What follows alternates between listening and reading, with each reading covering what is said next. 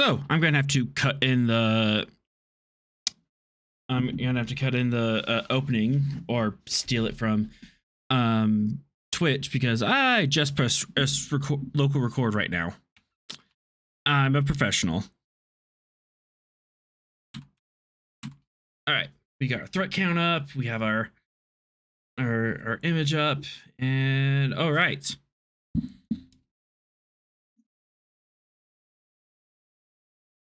Let's get some music here.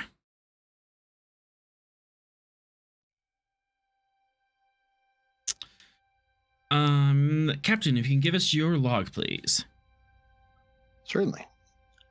Captain's log, USS Gungnir, stardate 57207.1.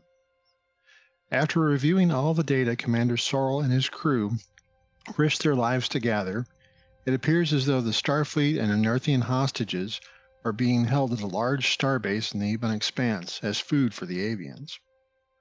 There also appear to be a large number of ships on patrol, severely outgunning us. Starfleet Command has approved a rescue mission, but with ships in this area spread thin, the only support we could get was the Nightingale, a medical cruiser.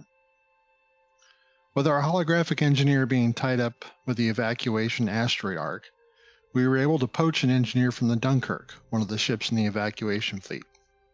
Lieutenant Atrom, a Klingon exchange officer, he has a reputation as a fierce warrior and engineer. Mr. Leff has my sympathies. Word through the grapevine is the expedition has solved the problem at the heart of the Expanse. I'm hoping to get a briefing on how this is done, but for now, we'll have to come up with a plan to rescue all these hostages, aka dinner.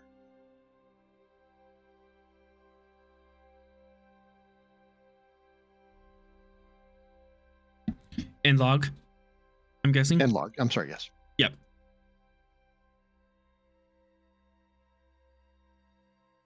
Let's bring you to...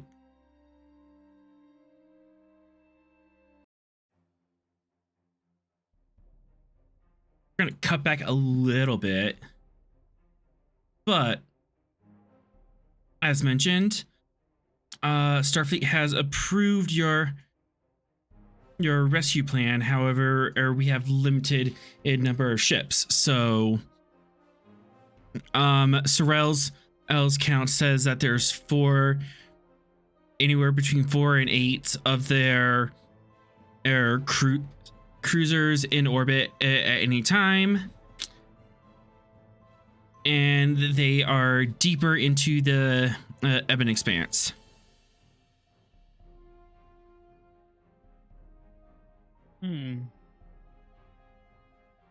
How do their ships compare to ours? Like, are we talking equal levels? Is it like a 2-to-1 thing? You actually haven't been in a firefight I with them, but comparatively, they are one scale smaller, so they're like a little bit smaller than you guys, a little less armor, and a little less weight behind them. But they also have a hodgepodge design philosophy where they just take anything useful off any ship and staple it together.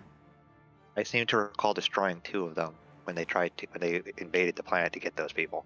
Mm-hmm. So you can shoot them. We were technically in a firefight with them. They just didn't get a chance to shoot us. Yep.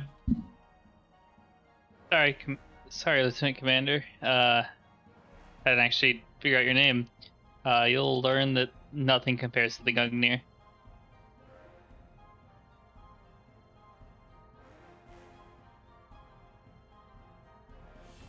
But yes. I kind of had thoughts on a plan. Tell me what you guys think about this. I'd love to get your opinions. Basically, what I thought was you take some of the ships of the evacuation fleet and have them come at the starbase from one direction as a distraction, not actually engage.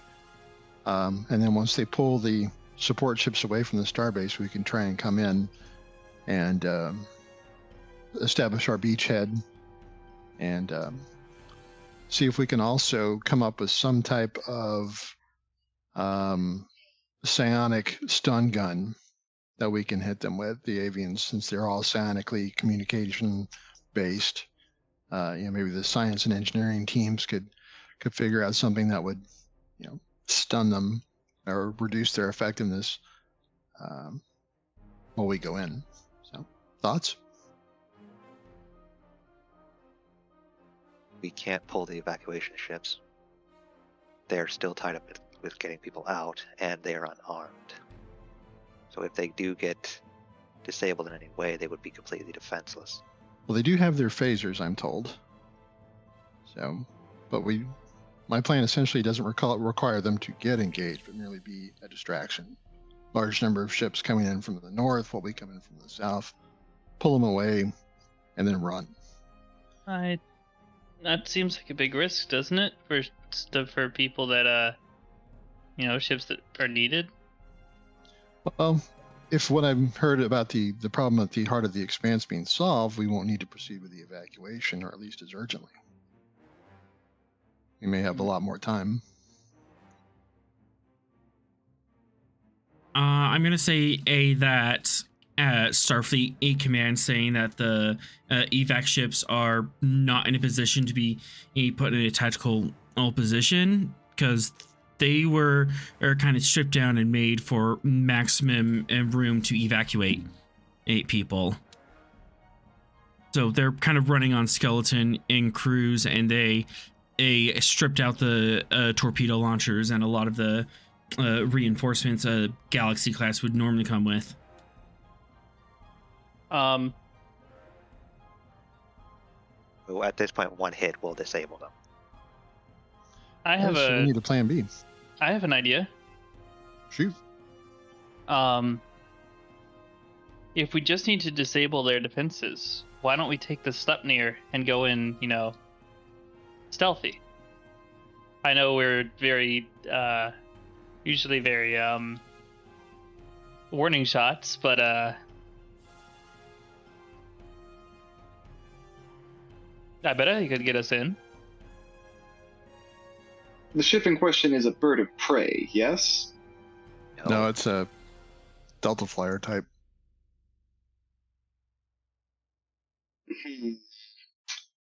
I'm a Not very sure how much I like those odds, given 4 to 8 cruisers and whatever else the heck they've strapped onto their starbase. I mean, they can vouch for me, and I can pretty much vouch for myself. I can do it. Unfortunately, with the Sleipnir, the moment we're caught is the moment that they start firing, and we wouldn't have enough time to disable everything before they start shooting at us. And that ship may be small and nimble, but they are outgunning us.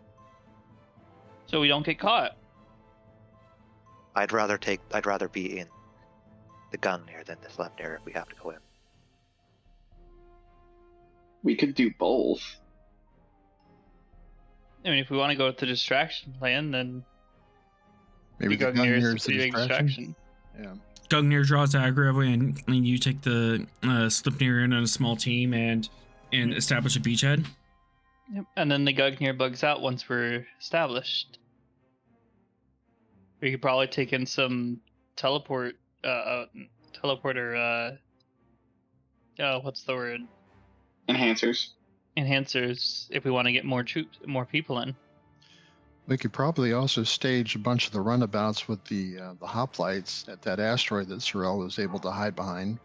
So once the Gungnir, once the Sleipnir does its thing, they're close at hand to reinforce them.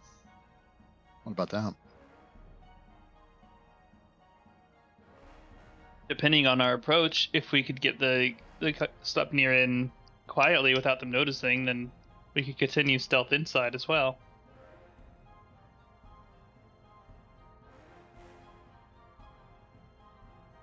So our main objective is take care of all of their defenses, or just take care of enough of them that we can start pulling people out of there? We've got to have enough of their defenses down so that the Gungnir and the Nightingale can evacuate 10,000 people. So even at maximum transporter capacity, it's going to take some time. Yeah, it could. Yeah, it's definitely viable to not have the area completely cleared out, but the Nightingale can come in under our defensive, and you just give them covering fire while they do their thing. Why don't we try to see if we can? Why don't we see if we can talk to our prisoners to see if they know where the communications hub is? If we can have get no way there. of communicating with them. This was a problem we've already covered. I apologize. Yeah, Are there any communication. Vulcans on board? That would destroy their mind as well.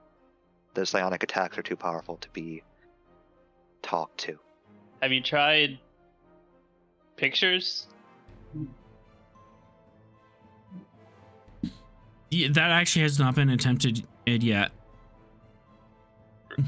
Using Really? pictures to communicate? Mhm. Yeah, pictures, drawings. None of that? Text communication? Nope. No, not really. Most of the encounters that we've had have been kind of hostile from the get-go. So Universal Translator has been tried, and it was discovered that they communicate through a psionic wave that is so powerful it blows your brains out and your ears start bleeding. yeah, characters with telepathy have to wear protection. I'm just surprised nobody's actually like done that yet. I thought Starfleet was supposed to be very, very smart. Yeah, we've been busy. Yeah, At that's the our same excuse. time, a hostile entity that would much rather rip our throats out than actually communicate with us is not going to be receptive to pictures. Yeah, we can give you And a we Type have no 9 way of and you can knowing go if they fly can out there. actually comprehend whatever we show them. We also have to take into account that they may not be doing this because they want to, but because they're dependent on a food supply. Every species has a right to survive. Right. Okay. Either way, what I was leading to was, if we can get to the communications hub of this like station without being noticed, we could probably tell most of the lesser ships to go somewhere. Well, Dr. Kai has actually brought up an interesting thought. If these people or these critters are relying on us as a food source, what if we were to open negotiations with an alternative? You know, some type of not technical transference of like replicators, but providing them with food via replicators on a regular basis in exchange for the release of the hostages. That would require us to establish communication first. And Which we have know what to do. we have the prisoners. Could see if pictures work on them. I think it's worth a try. I mean, good food equals good communication. Try it. And to them, we are food. Thanks for the thank you follow, Yomaganda. That's obvious. Yes, that's the problem. We have no way of knowing if they would take any other food, or even if they can consume anything else. We do have a way of knowing. It's called trying to ask them.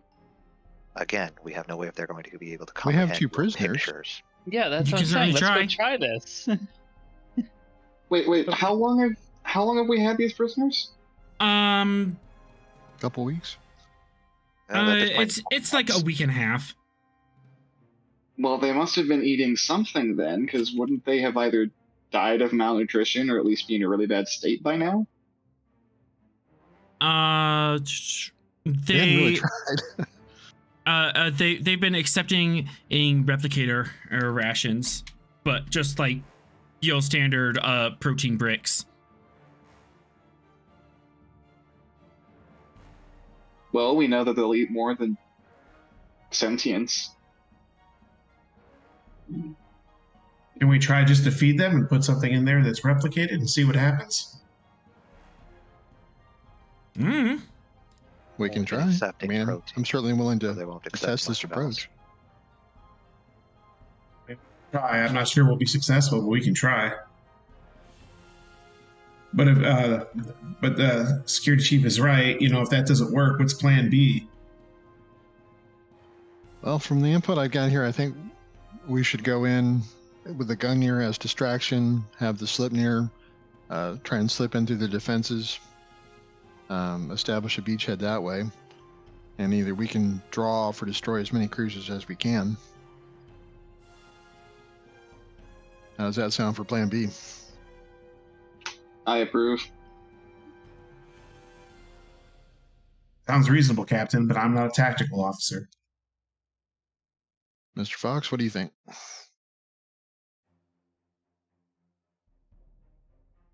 It's less risky than sending in the Sleipnir alone.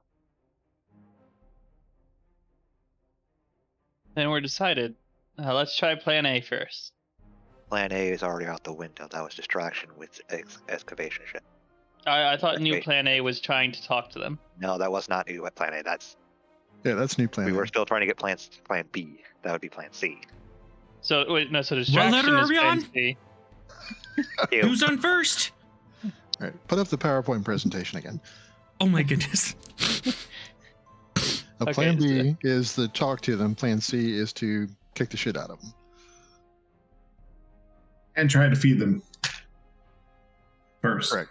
Yeah, Plan B is talk and feed. That's Plan B. Plan B is food plus talking. Plan C is what's the human phrase? The honey in the hatchet. Just send Fox onto their ship, onto their station, and he'll do the rest. That's Plan C. And then and Plan D is Exterminatus. Still sounds like Nuke 'em Plan from C. orbit. We're already in enough trouble. We don't need to do Plan D. Oh, good thing I kind of planned this out to be a No, two-parter. No, 'cause- all you guys were fine. I was the only one in trouble. and I got cleared on all the charges. All right, Vera, if and Kai, yeah, if you got if y'all you want got the Kirk slap off that. Can I have control of Vera's token? Really? Again? You gotta edit the prototype and then replace her on all the maps, basically. Okay. Got. Soup. Goodbye, Vera. Yeah, Vera and Kai want to take the lead on that. Hello, Vera. Sounds good to me. Did you edit the prototype so I had control of it?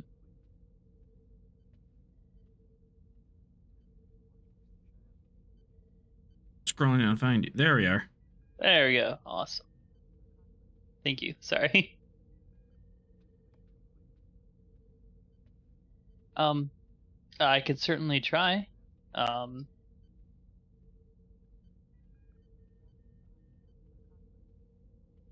wonder if they're able to communicate with the rest of their hive or whatever it is from this distance psionically.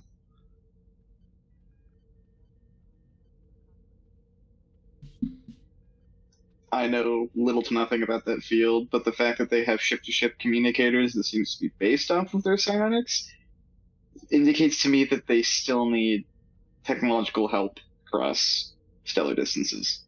Good point. Can I use well-informed? It's the start of the scene.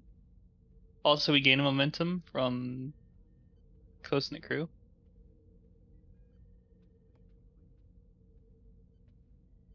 So I can give you a threat to ask you 2 questions about the situation or location as if I had spent momentum on the obtain information spend. Answers you receive will be knowledge you've gained from your contacts and the news and rumors you've heard. May I make use of that? They've kind of been about. So yes. You can have some contacts next that maybe they've heard a rumor or something in that spread around. So you have your 2 questions. First question, have the scavengers been seen trading or interacting peacefully with any races and like anyone in the sector, any new species in the sector?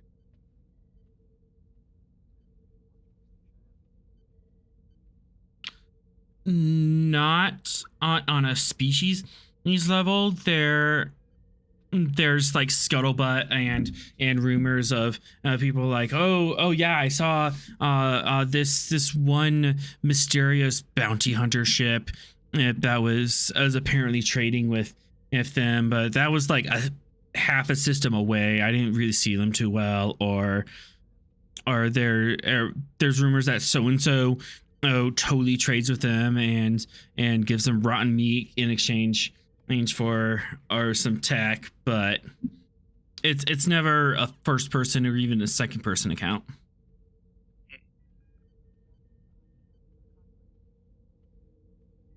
Can I use my second question to try to find more information about those, like a specific person they've contacted, like find one of those like specific bounty hunters, or try to narrow it down at all?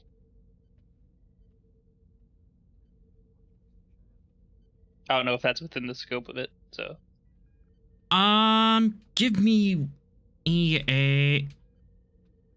go ahead and give me like a reason or insight. You know what, let me draw this. Let me actually use the buttons for this. Insights. Command or con. You're kind of getting it. Various sources.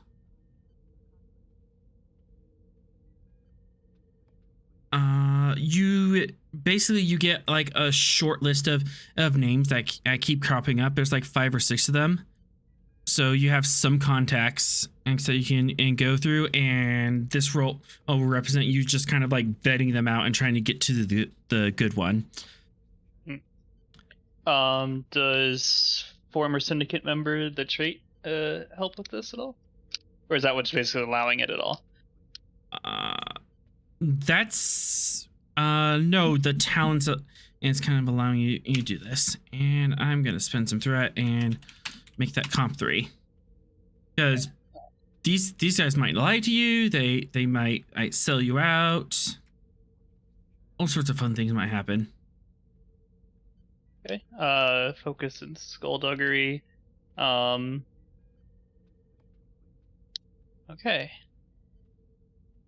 Take a threat.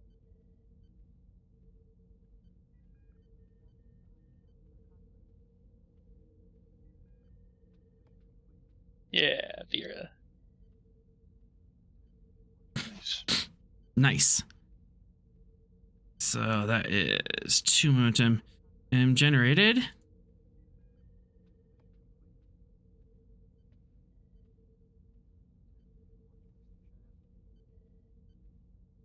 And the name that comes up a lot is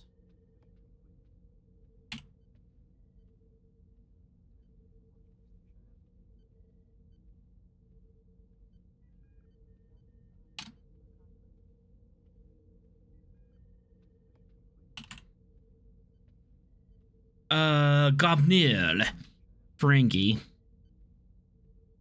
Ferengi male, early 30s. He's doesn't have a lot of ties in the syndicate, but apparently he is known in the black market for, hey, if you need something, and he could probably get it for you. He's kind of one of those types.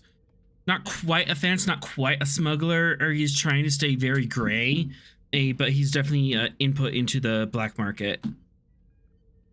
All right. Then with this information, she'll with Kai, since Kai was also assigned to help with the communication project, she'll go up to the captain. Hey, Cap. Yes. So this, I know some people, and I think I found a Ferengi that might have done some trading with these guys. Okay. Sounds like he might be worth having a chat with. He'll probably ask for Latinum.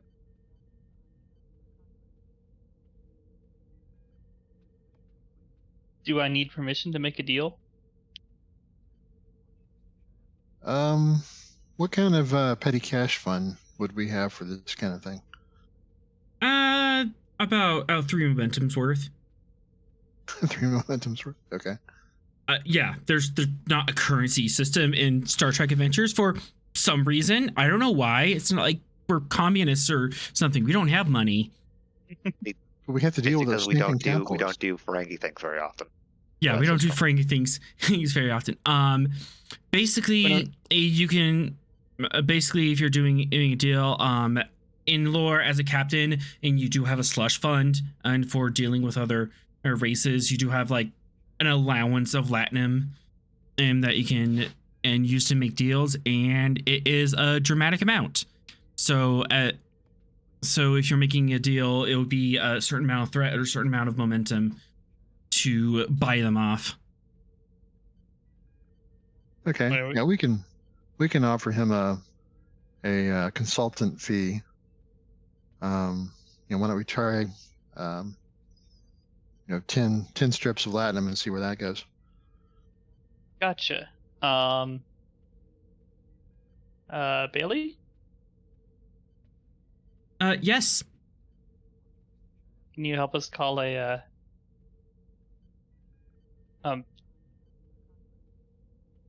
junk provider?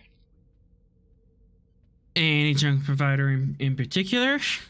Yeah, she'll hand over the information. Yeah, she'll handle the information.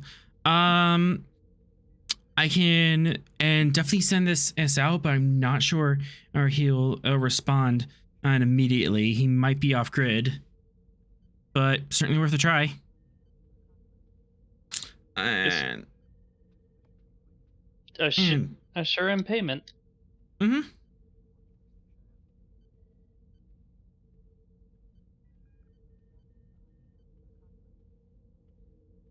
Control engineering, difficulty A3, assisted by communications engineering. And Bailey can totally make this roll if you want to use the crew support for it. Which, hey, she'll get more screen time and learn a little something. Vera, do you want to activate her and roll her? Unless somebody else wants to take the role, we can do that. Go ahead. Yeah, go for it. Okay, where is Bailey? Maybe one of these days I'll actually organize a crew support by department. So Yeah, that would work. Focus in linguistics, or not linguistics, subspace communications. Absolutely. And let's spend 1 momentum, I suppose. Okay.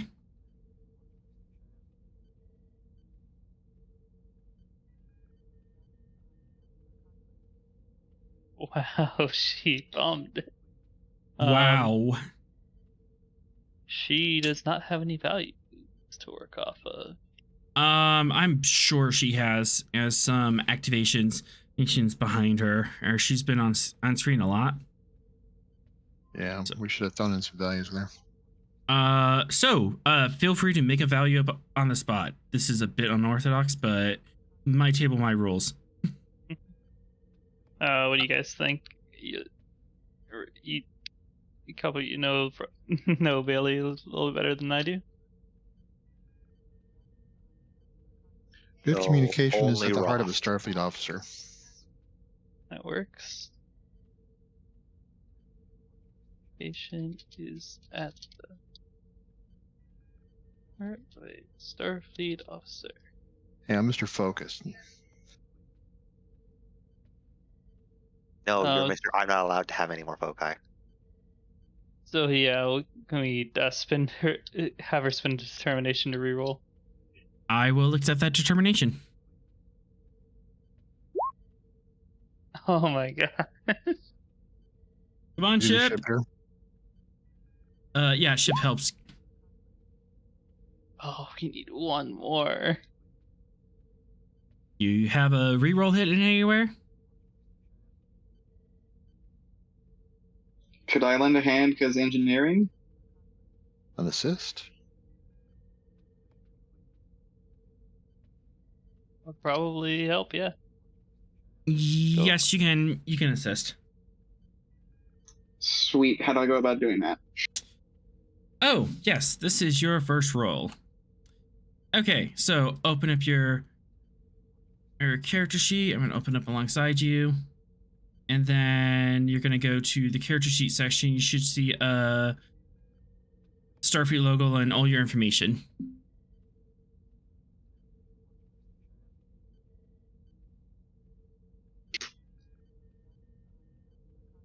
Get a few more megawatts on the transmitter there. Yeah. So you're on that screen? Yep, looking at it right now. Okay. So the light purple is the attribute and discipline selected. So we are gonna use control and engineering. Go ahead and click those words. That'll set it up. And then on the right hand side, I just see the dice roller. Focus used. Okay. Yes, no. Do you have a focus that could apply?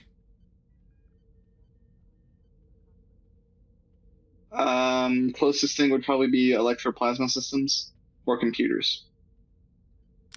I will accept computers. Sweet. So, focus, yes.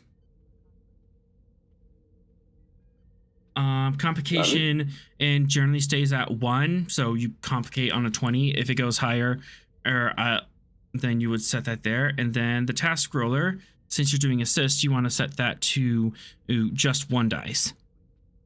And that's how many d20 you're rolling. And Perfect. then click, And then I just hit the little Starfleet symbol. hit the star symbol on task roll.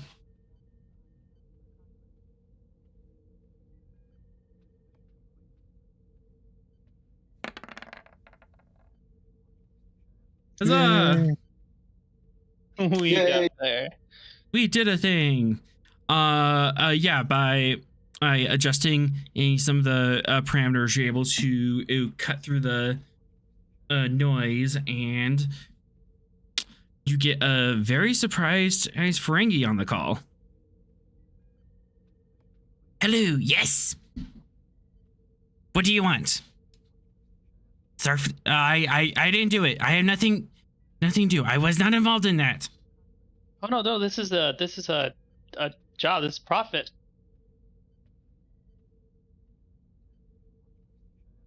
Starfleet, he doesn't deal with profit. What game are you on? We just need some information from you. What information? Information's costly. The scavengers around this area of space. We've heard you have had dealings with them.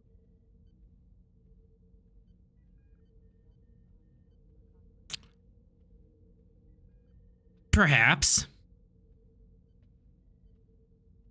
Okay, how? That's what you want to know. How are you talking to them?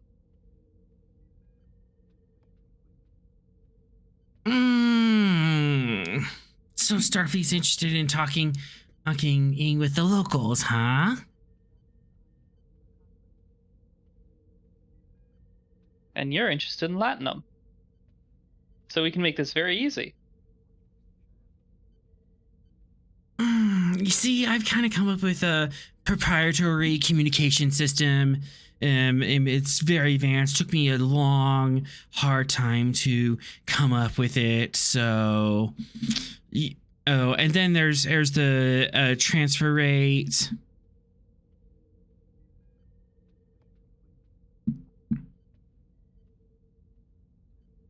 She kind of looks at Ross and looks back. Sure, yeah, got it. And for we will just take our cut for making sure everything is above board and Am I not hearing anything? making sure that your proprietary stuff doesn't, everything else in it, or we can just get a better baseline price for both of us.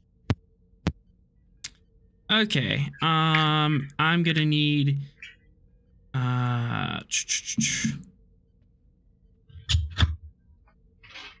Well, I don't have stats for him set up because. I mean, I totally do because this character totally existed before you came up. You can't lie to us on this. Shh, it's fine. I'm gonna have to say presence command. Starfleet, civilian, and just Frankie in general.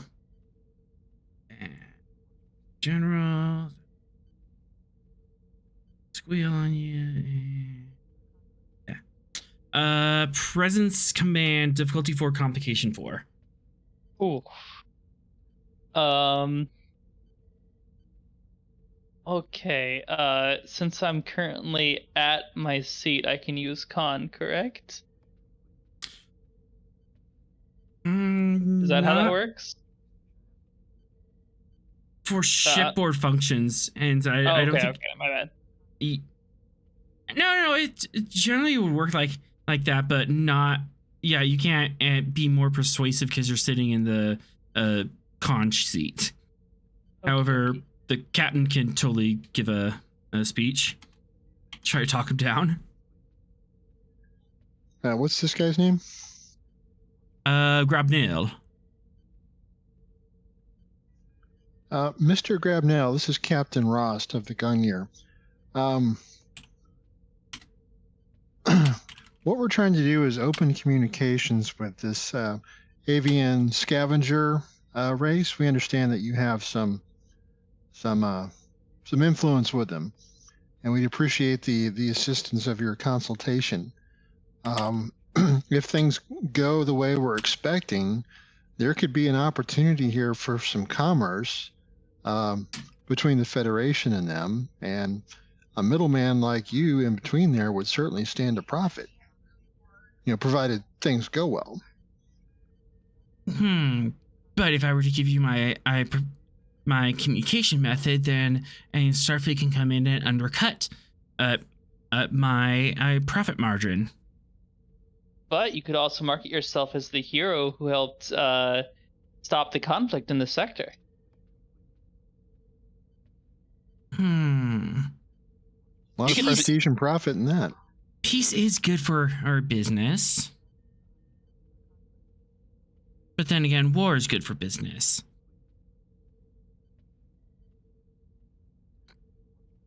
But this isn't war. This is just scavenger. And so, that just leaves you with one. Well, what we're proposing is if we can establish communications with this species, we can set them up with a stable food supply that would prevent them from attacking other races in the system.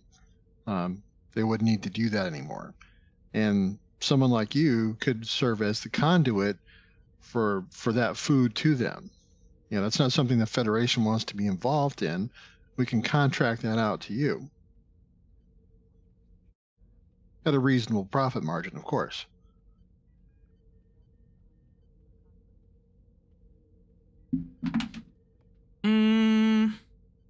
Yeah, same roll. Presence command difficulty 4. You didn't really say anything that could persuade him off. But it does mean that now Ross can assist. Yeah, or Ross can lead if absolutely needed. What is I'm at 13 for this. Where are you at?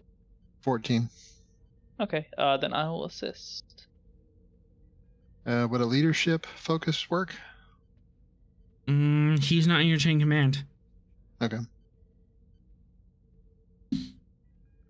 I'll buy one more die with some momentum and count 4 wolf. It might be worth getting another die.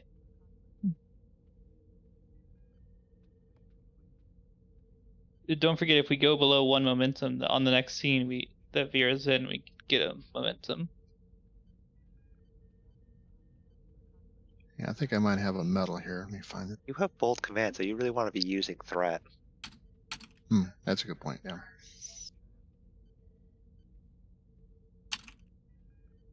Where is my spreadsheet?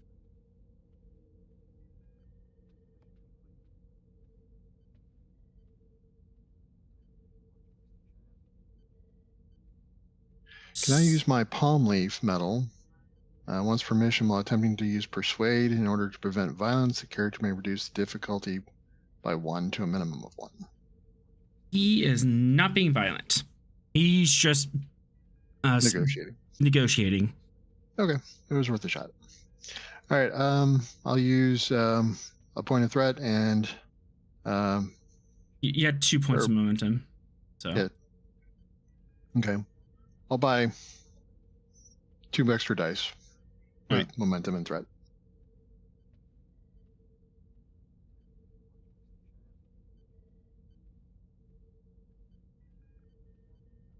You may fire when ready. Yes! And I want to use my bold command to reroll. My bad. Just that first die. I'll just take the first die. Yeah. I'll reroll that complication. Mm-hmm. There we go. And he was so excited for you to comp out. I was so excited. I was gonna have so much fun with that. Bad GM. Ooh, bad we get a GM. momentum. Woohoo! What a momentum. You do manage to negotiate numbers, and you kind of come to a price that you can meet in the middle with, so long as when you do come up with whatever alternative food source thing you have, that he'll be the sole proprietor to them.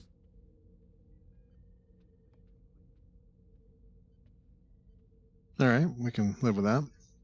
And he gives you a data file.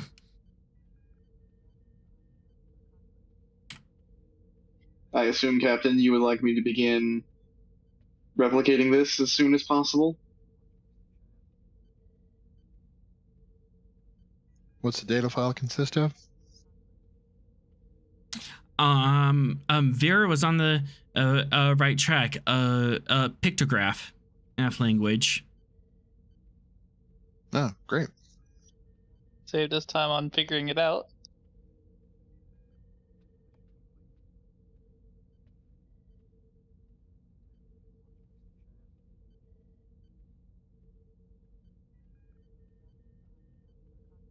Why don't we see if we can use some of the pictogram messages that the Ferengi has developed with our prisoners and see if we can verify this is a valid communication technique.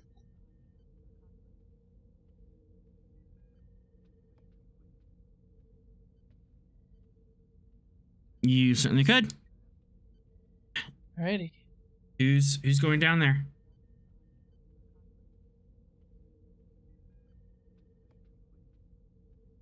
Kai, would you like to go? Since you were technically part of this assignment. I'll come down since I can glower threateningly. Yes, I think it's important I come. Also because I have to be equipped with a dampener. You can get dampeners for free. You're on a starship. You can get that easy. Let's not inundate them, so Vera will stay here, since we don't want to inundate them with too many people. I think you should take the lead. You were the one who came up with the idea. I mean, that's okay. I would suggest that Vera and Kai take it since they were assigned to this task. We don't want to be intimidating them during this. This is supposed to be peaceful, so I'd keep the lieutenant commander out of it. If they're just going to be an intimidation factor. Yeah, let's go in peacefully with y'all. Just a quick question about this whole protocol stuff that I'm still trying to figure out. Since it's our first time actually trying to talk to them, is this one of your first contact deals?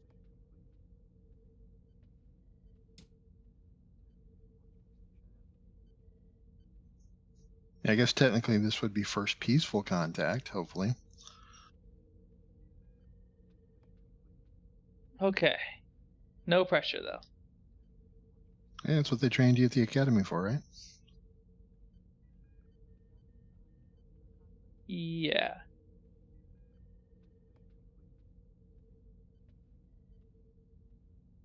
At this Andy? point, Terrell, you can walk onto the bridge. You were in a lab somewhere.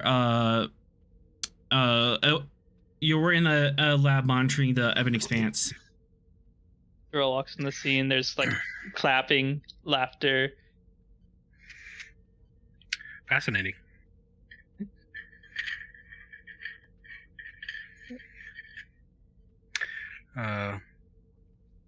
Captain? Commander? We'll kind of catch him up to speed on what just happened here.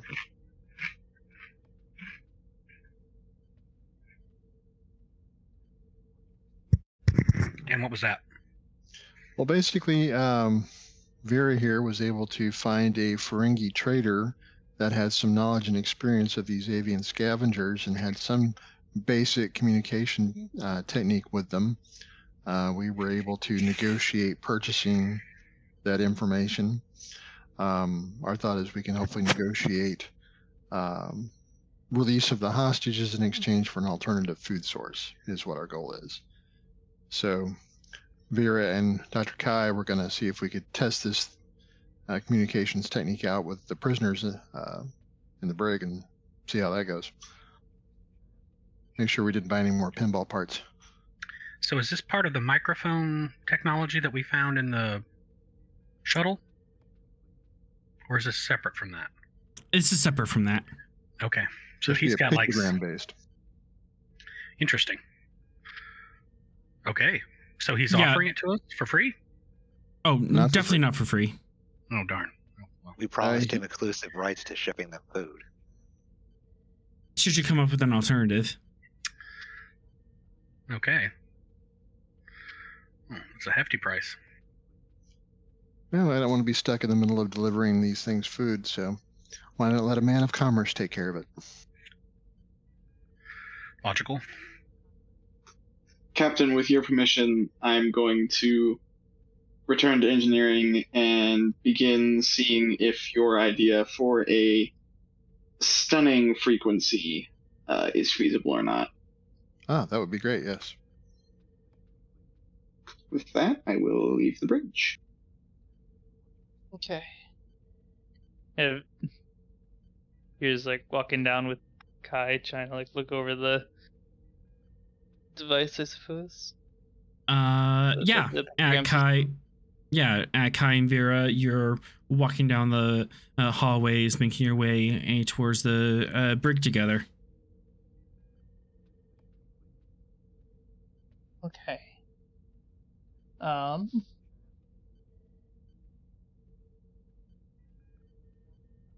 Let's hope this works.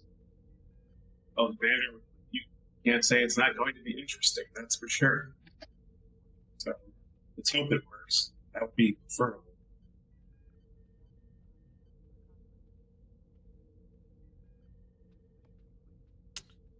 And Really you don't want to be back at square one. That's for sure.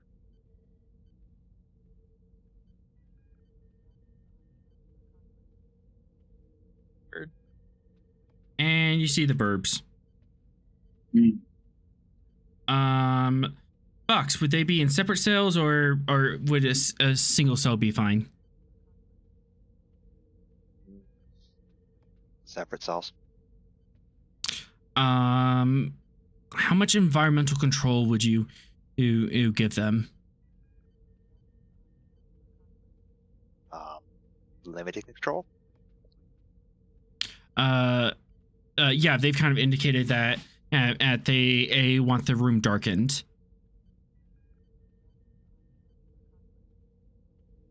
There's no problem with that. And they would also like to swap out the furniture. Like instead of a chair, they want a perch, or it's installed into the wall. Replicate some newspaper for the floor. They're potty trained. Yeah, there's no issue with that.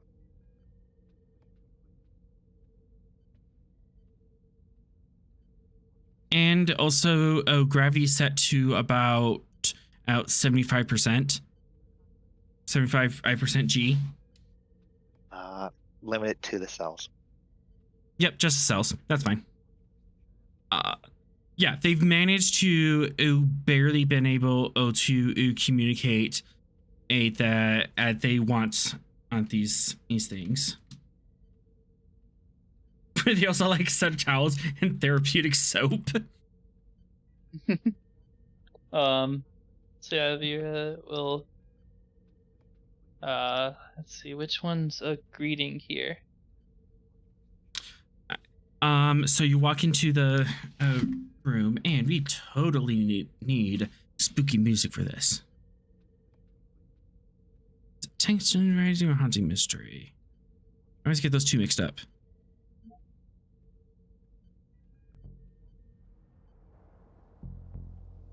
Yep, this is the one. Audio levels.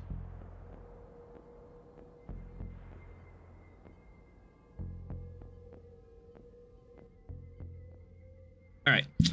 You walk into the brig, and while the outside is standard Starfleet conditions, the two cells in question and are darkened and draped in shadows. As you approach, you kind of see the faint outline of these two birds just kind of sitting on a perch that is about waist high.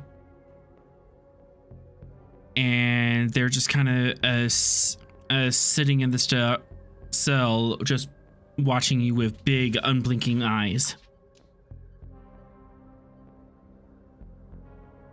She will use the system here to indicate a greeting. The birds are about humanoid size. So a little shorter. They average like 4.5 to 5 feet tall. I would suggest we do simple words to start with before we get anything complex. Greedy. All right, so you it's basically a two-way a communication pad, and you can tie it into the ship systems and to allow a holographic touchpad and for them to interact with. But it's just a grid of pictures, and on your side is a grid of pictures, and underneath is a word that kind of says it's this kind of concept.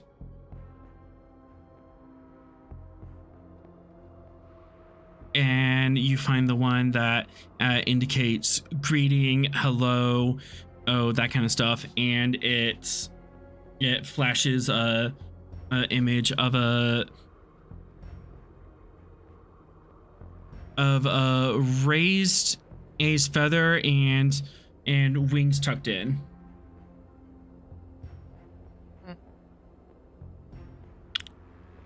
And the two creatures just kind of cock their head.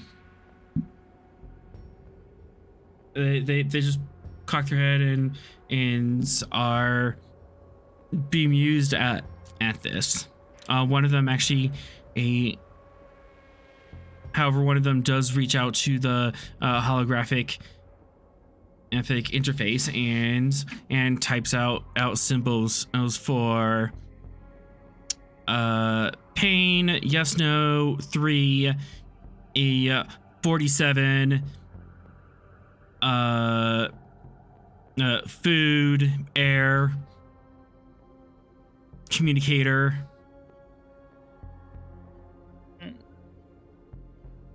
Hi, if they're in pain, I think that's your domain here. She'll hand over the pad. So I want to type in doctor and point to myself and see if I get a response. One of them's just kind of tapping insistently on the control panel. And by observing that, what can I conclude by their tapping? Give me insight medicine or insight command difficulty 4. Insight command. Or medicine.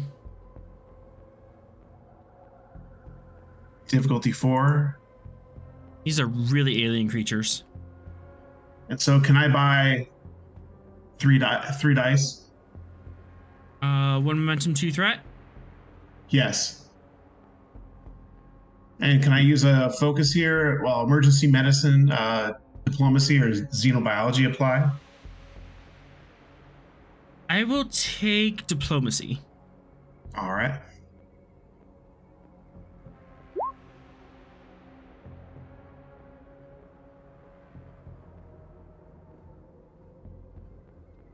Oops, I rolled that wrong. I'm sorry. I was supposed to have 5 dice. You want me to just re-roll the 1? No. Oh, you just bought. You bought up to 4 dice. Did you mean to buy 5 dice? I did. Okay. Yeah. So that's gonna be 3 additional threat.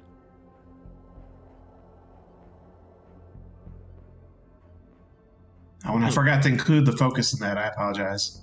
Would you like me to re-roll or just re-roll 1 dice? Just re-roll 1 dice. I can manually look at it.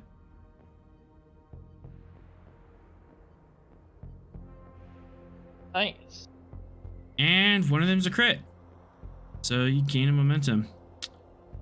Excellent. You come to the stunning realization that they're intrigued and fascinated by this device and this communication, but they have no idea what it does. They don't. These 2 individuals don't actually know the language.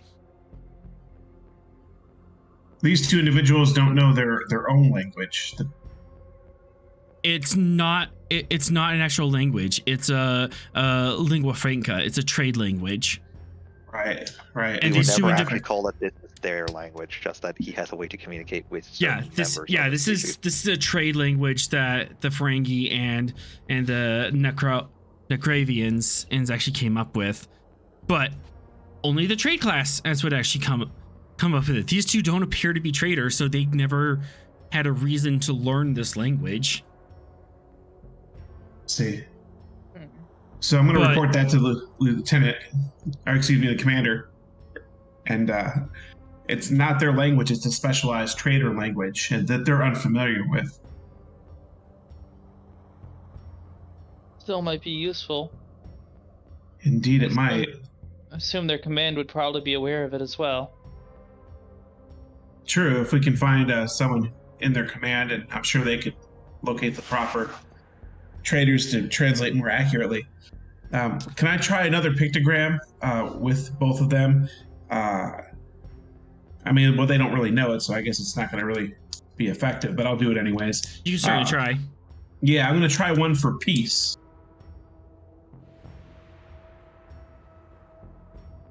A pictogram of a bird on a branch, and it's kind of bowed down low. Appears in front of them, and they kind of cock their head, and one of them actually mimics the motion, and another one pokes at a button that says fight, aggression, war, and another button that says peace.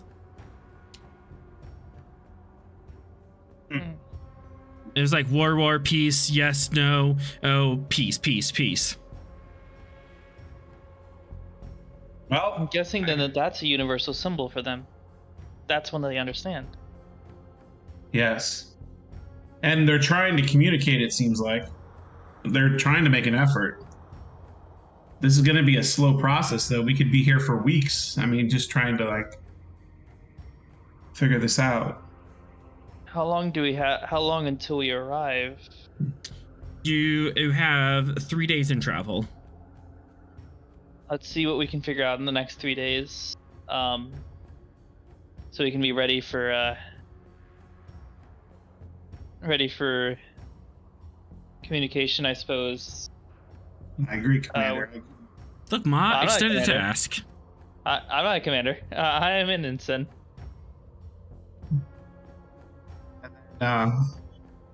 Doctor, oh, go ahead. Sorry?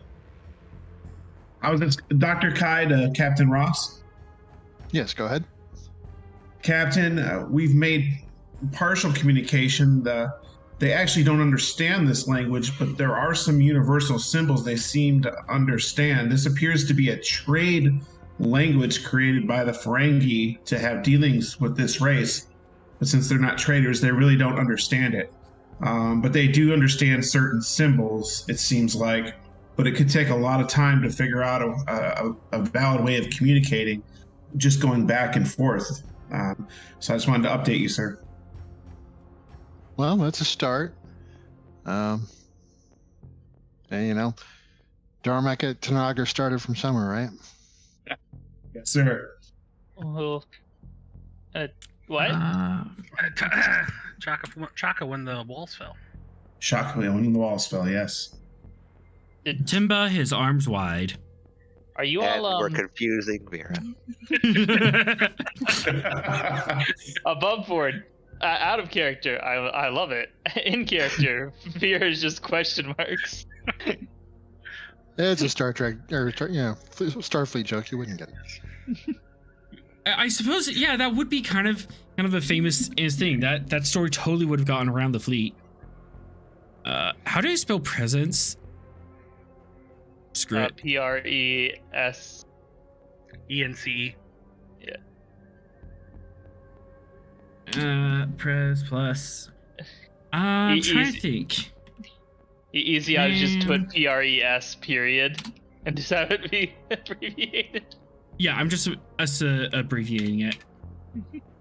And then the work track is, let's see, we have 5, 15, resistance 3. So let's give you a little bit more.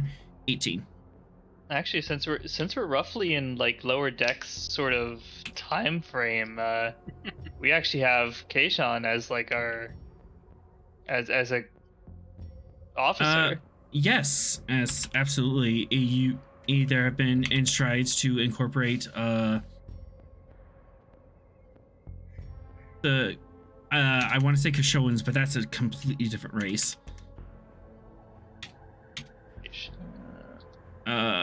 Yeah, has been in strides in incorporating them into Starfleet. Temerian. Temerian.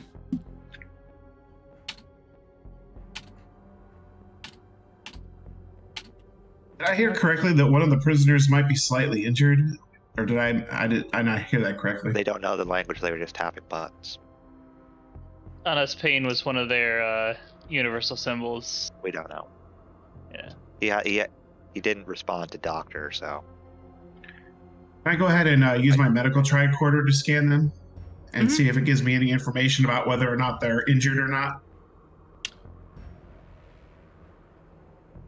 So I'm just going to go ahead and scan.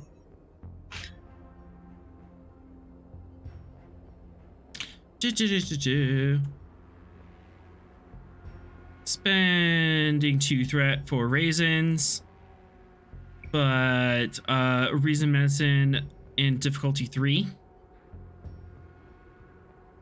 What was that? And then I'll buy 1 dice. With threat or let's do threat.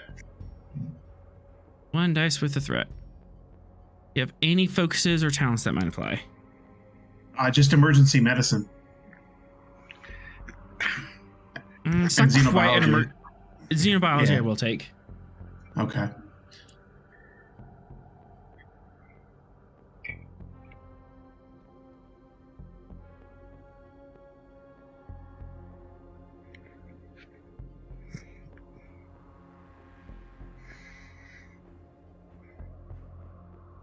Should be at 13 threat. Bad roll. That is a roll.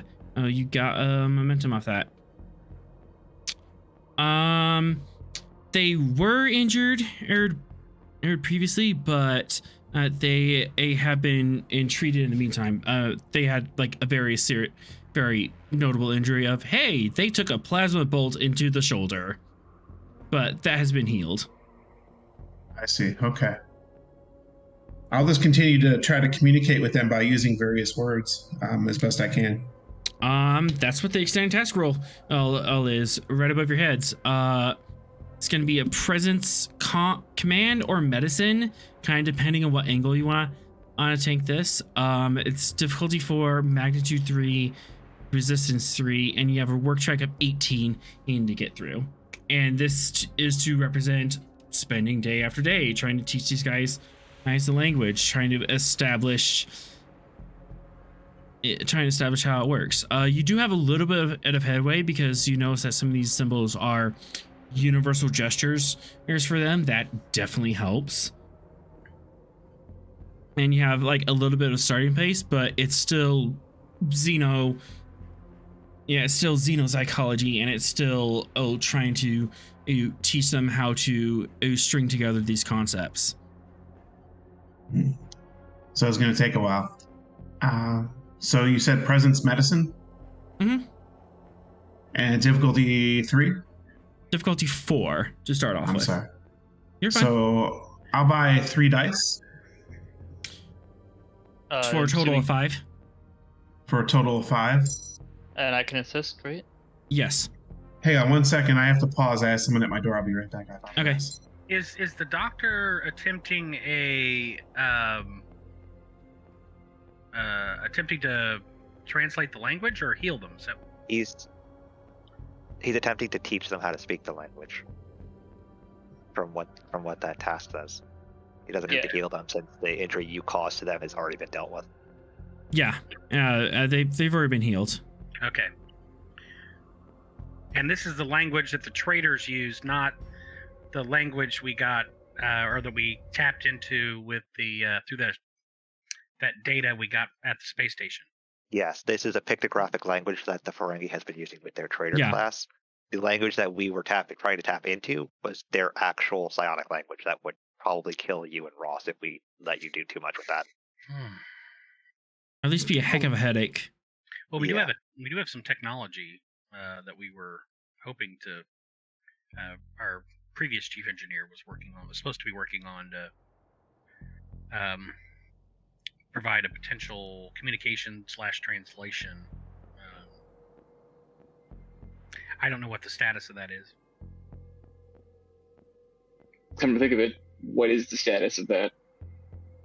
He didn't get very far before he got pulled for the arc. Yeah, he got pulled to the arc and just kind of fell to the wayside. He was just he didn't even have a prototype. He was still drawing specs up. It was still on theoretical. Mm-hmm. And here I am working on the weaponized version of that. Since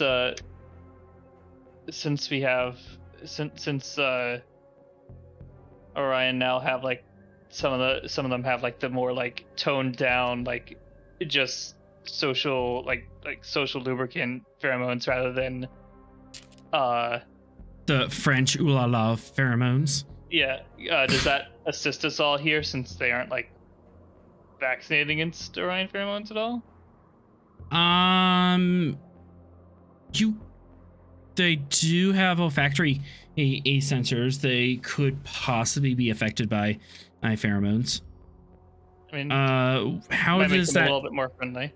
Yeah. Let me look at the specifics. How does that talent work? Are you trying to use? She doesn't have like the talent. She has like the trait which gives it like the baseline sort of version, not like super. You just have the trait of it. Yeah, you can use that to help out. Let's hope it works better than the last time you tried to use it on something that is potentially hostile. It's gonna use the juju on the chirps. Where she does not have the that sort of pheromone. She has like it makes you slightly friendlier type. Yeah, you're less likely to stab her when you find out she's stolen your chits, your credit chit. Yeah. It must really suck for you guys. We've already proven that it doesn't affect Foxley's in a rage. Yeah. Okay, day. Turn it up a little more. Doctor, are you back? Oh. Yes, I'm back. Hi, back. I'm the author. Nice to meet you, author. All right. Present medicine in difficulty 4. You're buying 5 dice. You're buying up to 5 dice. Are you using threat, momentum, drain all threat, rest in? Yeah, so I'll use a momentum. combination of both threat and momentum. All right. That's a total of 6. I have my assist and my trait throwing in on this. Yes, Asphira, you have a trait. You can bring down the difficulty. I don't have focus for this though. So task roll 1.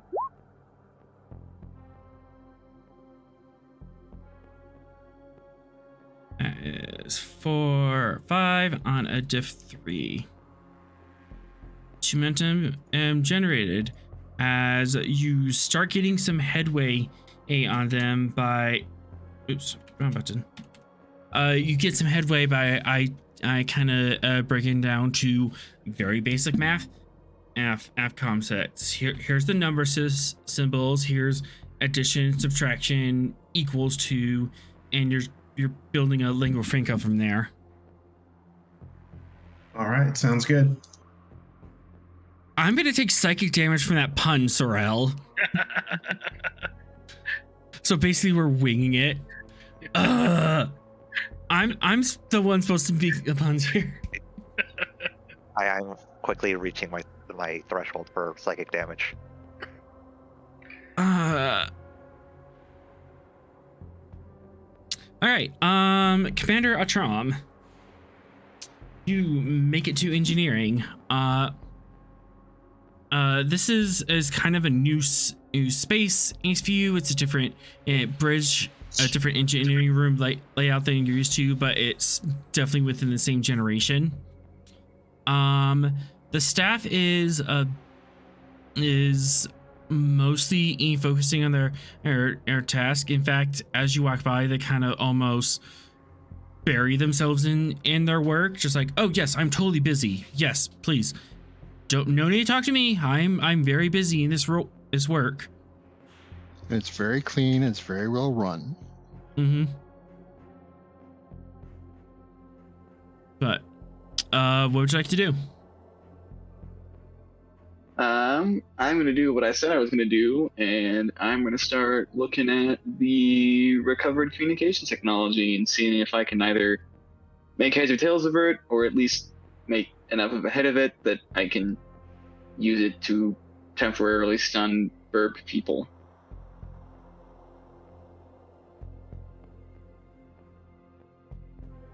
We got that.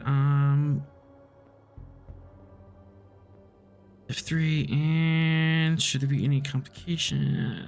A little bit of complication because their technology is squirrely, and then computers engineering's totally gonna help.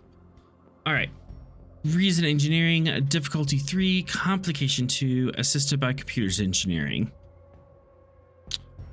So when you're doing a task by yourself, you default start with 2d20, so task roll 2. If you want anything additional from that, you can always buy more dice. We currently have 2 momentum, and there's an infinite amount of threat. Threat is eternal. Threat is love. Threat is life. More threat. How much threat do you have already? Is that what that little 17 down there is for? Yeah, I currently have 17 threat and 2 momentum. Waiting to pounce. That's not frightening at all.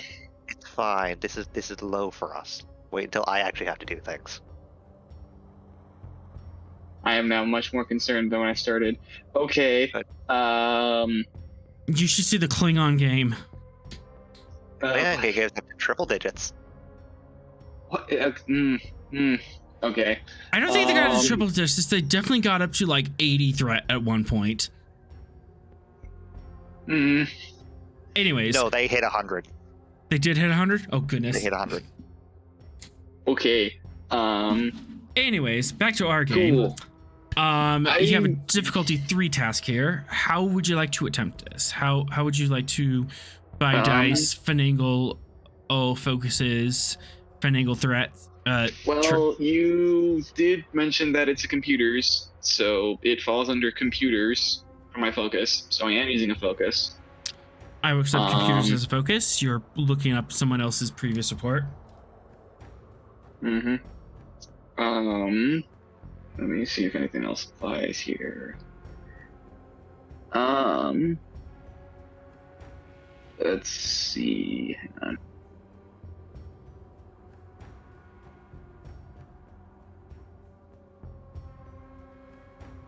This isn't an extended task, right? So Miracle Worker doesn't apply? It is not an extended task. Because having 2 extended tasks running at once kind of gets confusing and is really crude. Would right tool for the right job apply? It's not really a tool you can pull out of your belt that would help with this. You're just kind of reading over someone's old logs. Okay.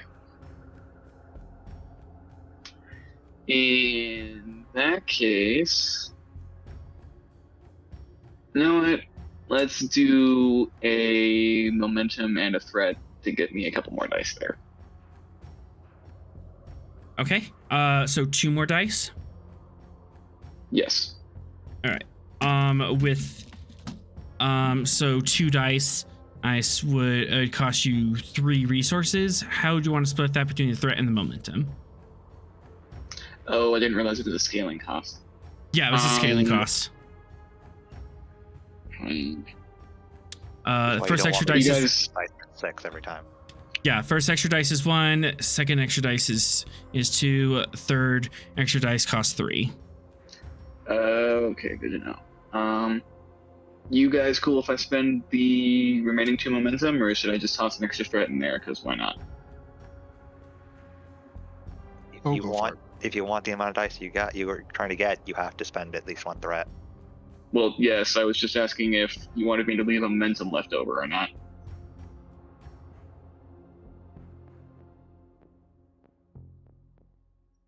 Don't worry about it. Just spend what you want. Cool. All right, so 1 threat, 2 momentum then. Sounds good. 1 threat, 2 momentum, total of 4 dice. And reason engineering. And complication 2. Okay, so I've got focus use, yes, focus use, yes, complication range 2, task roll 4, and then it is a control engineering. Reason engineering.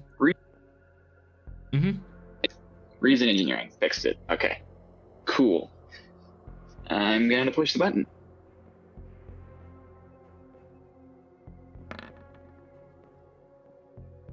Oh no! Oh no. The Roomba's out to get you. The Roombas are out to get you. All right. Oh boy. You don't have bold or cautious on your sheet, so you don't have like any singular rerolls. Well, you might get. You might get a little bit of help. Let's see what the computer does. Ross, can you roll computers engineering? Let's see if we can get this task. All right. So got the task. Did I forget to mention that I'm a historically bad roller? Well, it would have been good to know beforehand. STA is kind of forgiving. So at this point, we can either let that stand and I get to have fun with 2 complications. Normally you can buy out complications instead of 2 momentum, but we're out of momentum at the point. Or last ditch is you can spend a determination and reroll all your dice pool. Let the 2 have the comms. What's the worst that could happen? No. No. No. Do Yes. not, No. Yes. do not listen to Don't Fox. listen to him. Do not listen to Fox. Nope. That's never gone wrong. Hey, So I have gotten away with everything. could you just How let does determination work? to use a point of determination, you start every session with 1 point. You can, and if it's after the roll, if it's before the roll and you invoke it, you get 1 dice as an automatic success. If it's after the roll, and you invoke it, you can and scoop as many as your d20s as you want and re-roll them. Okay. But first things first, we need a value. What value are you invoking to push yourself through this?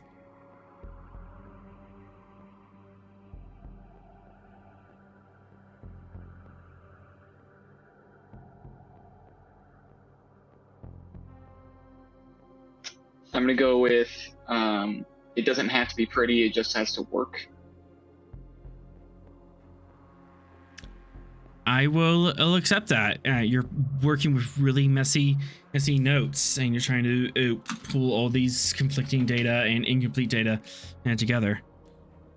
So you could just reset your task roller and roll as many of your d20s as you want. You can leave the successes on the table. You can re-roll the whole thing and just gamble, or you can pick up the 2 critical failures or the 2 complications and re-roll them.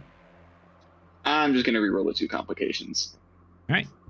So would that be I do focus yes, complication range still 2, and task roll 2? Yep. Pushing the button.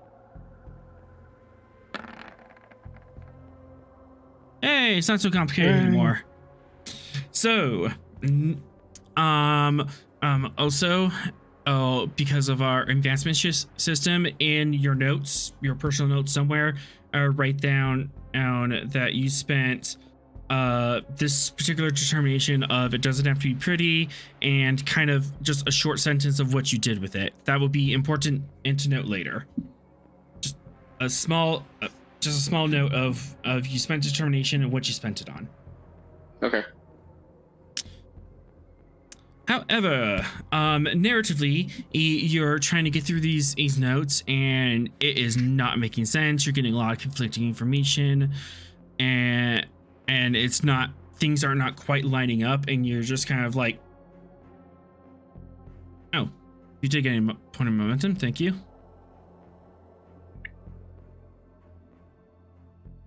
And you just kind of push yourself through it and go, oh, well, if it's not going to fit, I'm just going to make the parts fit. And you just kind of like mathematically just smush these things together and hammer them out. And you have like a bunch of bridge connections to daisy chain and make it all work together. But you kind of have an idea of how it's gonna work, and you can go either direction with this. So you have an idea of how their communication device works and how it picks up and how it transmits and transceives the psionic imagery.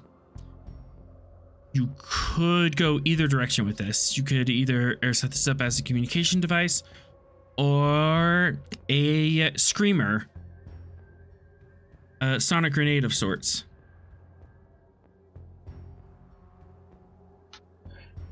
Lieutenant Commander Atrom to the captain. Yes, the captain. Captain, I've succeeded in getting the base level of the technology working. At this point, it's up to you whether or not you want me to develop communications, or if you want the screamer grenade. So it can be branched either way? Yes. Okay. How about this? You continue working on it from a screamer-based standpoint, and I'll see if Commander Sorrell can work on it from a communications device, since he's more familiar with psionic communications. Hi, Captain. Copy that. Thank you, gentlemen.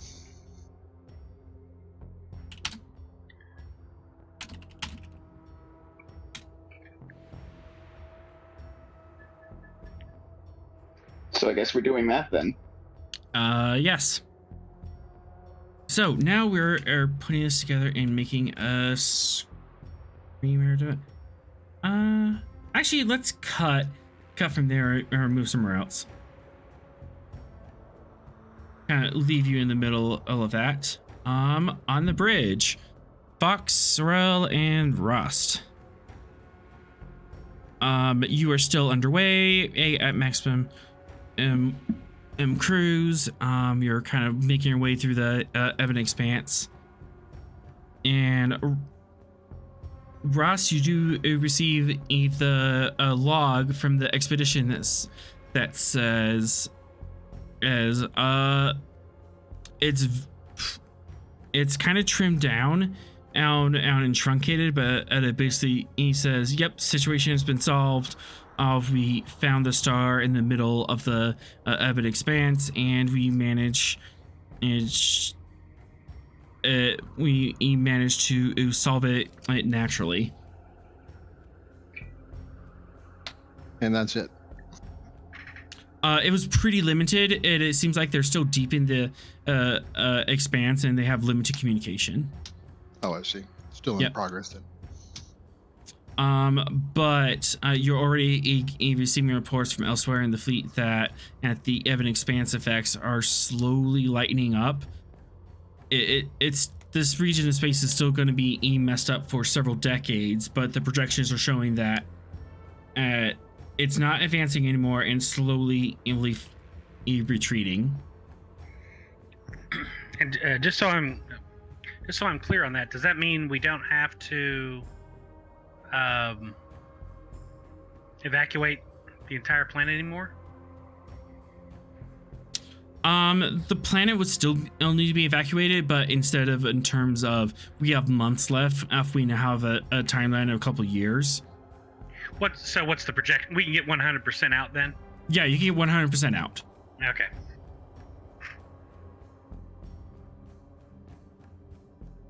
But we still have to deal with these hostages that were going to be used as a food source. So. Mm-hmm. Was there anything from the expedition that indicated that these Avians, what were we calling them, the Necrovians? Necrovians, yeah, I think, are somehow involved? Necroid. Or was there nothing about that? there was no indication on any sort of technology. It seems like this was some sort of natural phenomenon that they solved. Okay. So these two guys may just be living here, then, independent of that. Okay. All right. Well, we'll carry on then with the operation.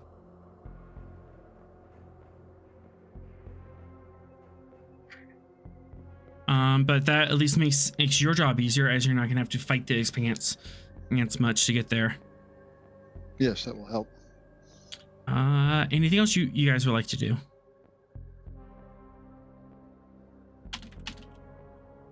So in the excuse me, in the brig, the creatures were sensitive to light, weren't they? Mm-hmm. I think we'll need to get somebody on doing some flashbangs if we don't already have access to those. Some type of light-based stunners. The photonic torpedoes from Voyager? Question mark? No. Photonic grenades. Yeah, photon grenades. Okay. I'm yeah, just you guys- thinking of something that can stun them if we're in, melee combat with them. Yeah, I can take care of that. Surprisingly, presuming- grenades. Surprisingly, since they're air phaser grenades, they do have a stun setting. So they don't have a flashbang setting. Yeah, they do. It's basically a stun or a flashbang, and you can kind of tune it because that's what the charge ability does. Are we presuming this is going to be a breach situation? Is that what we're planning for? I think we may have to have plans for that.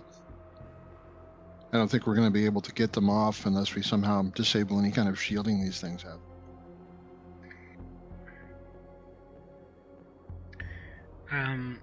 Are we going to have psionic inhibitors? Oh, definitely. Mm-hmm. Yeah, that would almost be required for the away team. Hopefully so for anybody psionically inclined. I'm going to give... I'm going to transmit the data that Gyro and Sorrel were able to collect on our stealth mission to the what are we calling it? The birdcage, so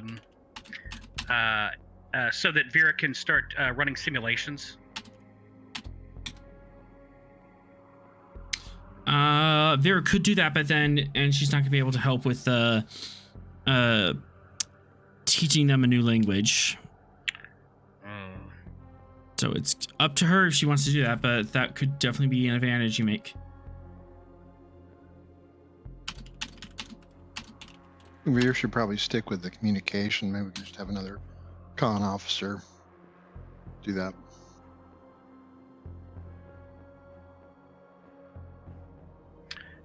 Do we have a tactical officer? Maybe the tactical officer could work with the con officer to create the advantage.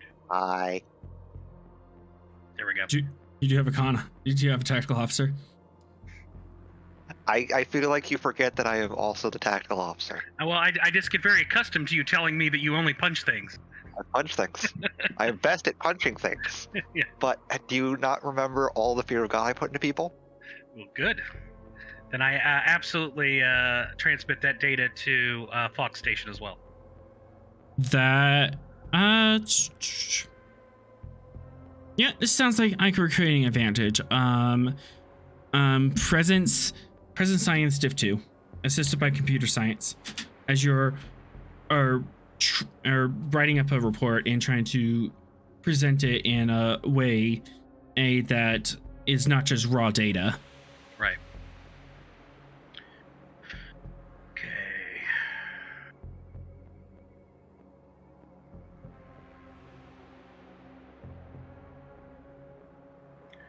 Presence science div 2. Take a threat. I mean, I suppose.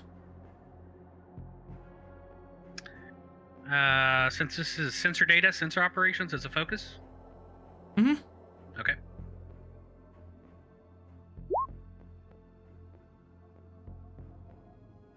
Oh, Avril Lavigne. Well, that is why I have bold. I will re-roll that complication.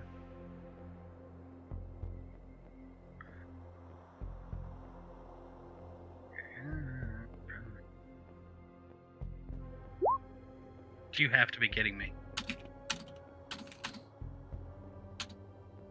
Ouch. Universe wanted you to fail this. I'm not sure I want to let the universe win on that particular choice. Again, 3 for 3. Do I want to blow a determination on that? Well, I have veteran. I'm gonna roll the dice, as they say. I'm going to invoke my determination. Every problem has a solution. To compose this report successfully, and actually, not every problem has a solution. I think always have an exit strategy is probably more appropriate, since that's what we're trying to do. That's Simulate. more important. Yeah. That works. Okay. All right, so I'll re-roll the 2 there. That's better. Huzzah! And I keep my determination. Heck yes, we got Sweet. 2 momentum off that. As at first, you are trying to write this report, but it doesn't sound right. You're kind of you're kind of writing this from a science perspective of like, oh, there's this interesting energy field, and they had this. You were kind of focusing on the wrong stuff, so you had to step back and think, okay, we need to think tactically, we need to think about exit strategy, and so you kind of retackle it again and trying to put tactical information into this report instead of just like squirrely sciencey stuff. Right. But you now have the advantage of a tactical report. Fox, would you like to use this? Is to come up with a battle Yes. plan. Thankfully, Thrall did not make it super sciencey. I would not have been able to properly comprehend that. what am I doing with this? Reason security. It's not impossible. You do have tactical information on them. You have that tactical information. Yeah, but there's the complicating factor of that, and you're gonna be doing simulations on the computer with that thing. Reason security, Okay. difficulty 3, complication 3. Well, as I have. there's- Yeah, there's a lot of as- things going on with this. Yeah, there's complicating factors of okay, you have the information, but you also have to kind of stay one step ahead of what's the Ebon Yep. Expanse going to do. I have tactics as a focus, Absolutely. and you have 6 threat. Sure. Onwards and downwards. No, you're not getting that comp either. But and then computer security.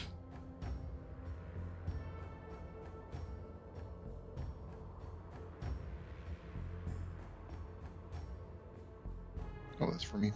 Mm-hmm.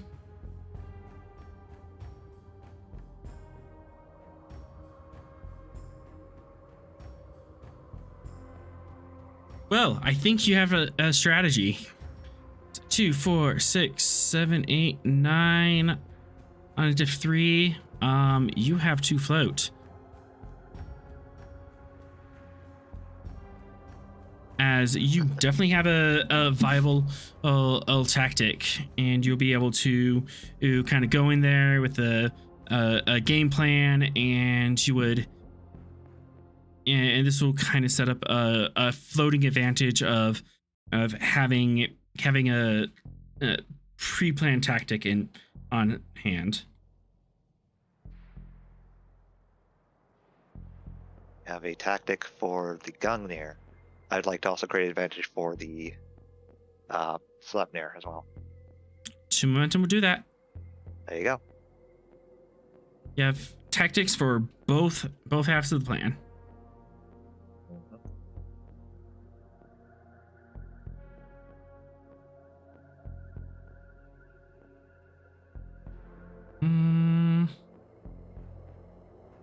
Anything else you want to do on the bridge? What was the advantage that Sorrel created? That was just to give Fox a report about what he saw, and then Okay. Fox used that to get an idea of how to approach this situation. All right. So, all right. Got it.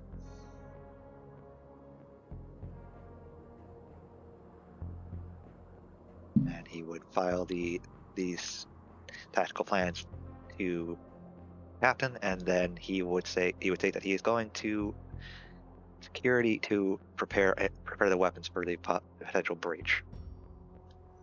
Good job, Mr. Fox. Thank you. Cool.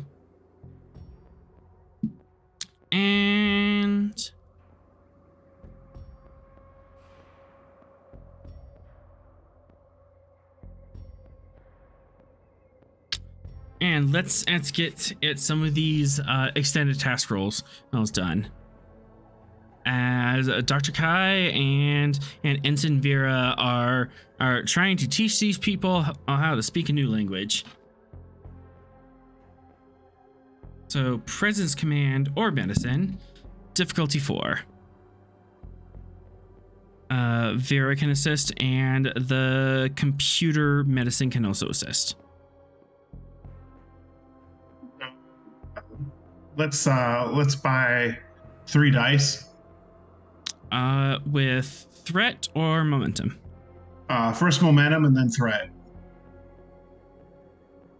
So 1 momentum, then two threat. Yeah, that'd be fine. All right. And again, continuing focus xenobiology. Let's see. Yep.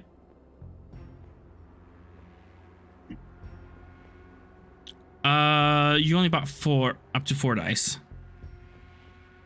I thought about 5. I'm sorry. Oh. Can I take the additional threat or momentum to purchase them now, or is it too late? Yeah, we could do that. Okay. I kind of work off of you tell me how many dice total you wanna buy. Yeah. That's kind of my assumption, and it makes my math easier. You have to remember that if you want the full 5, that's going to cost 6 resources total. All right. Thank you. I'll just split the difference, half and half.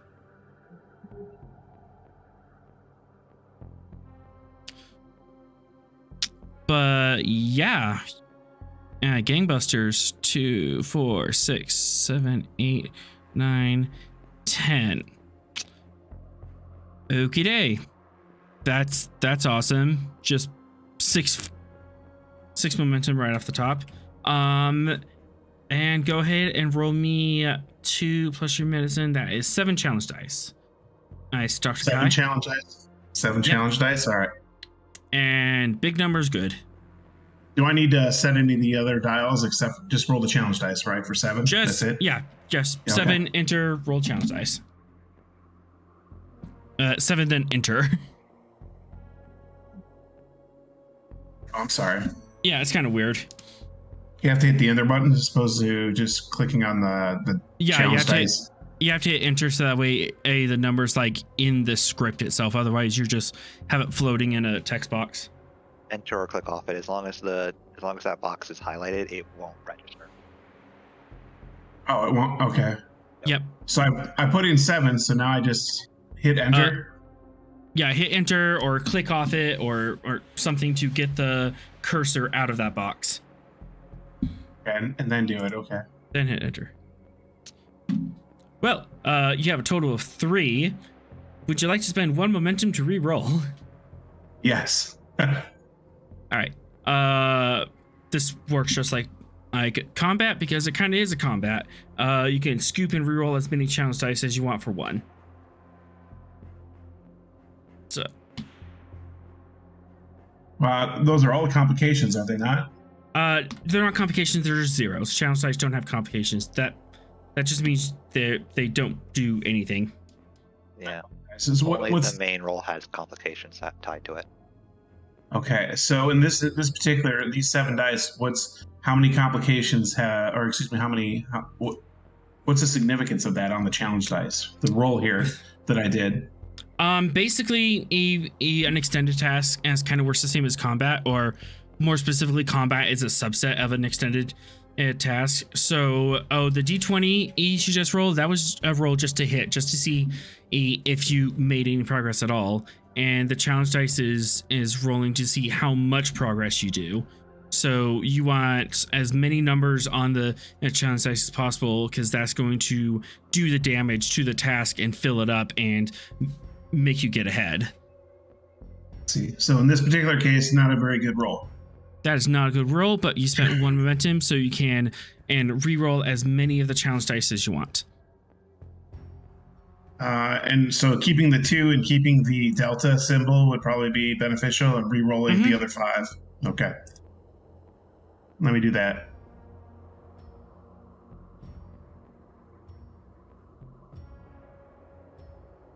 So 2, 3, 4, 5, 6, 7.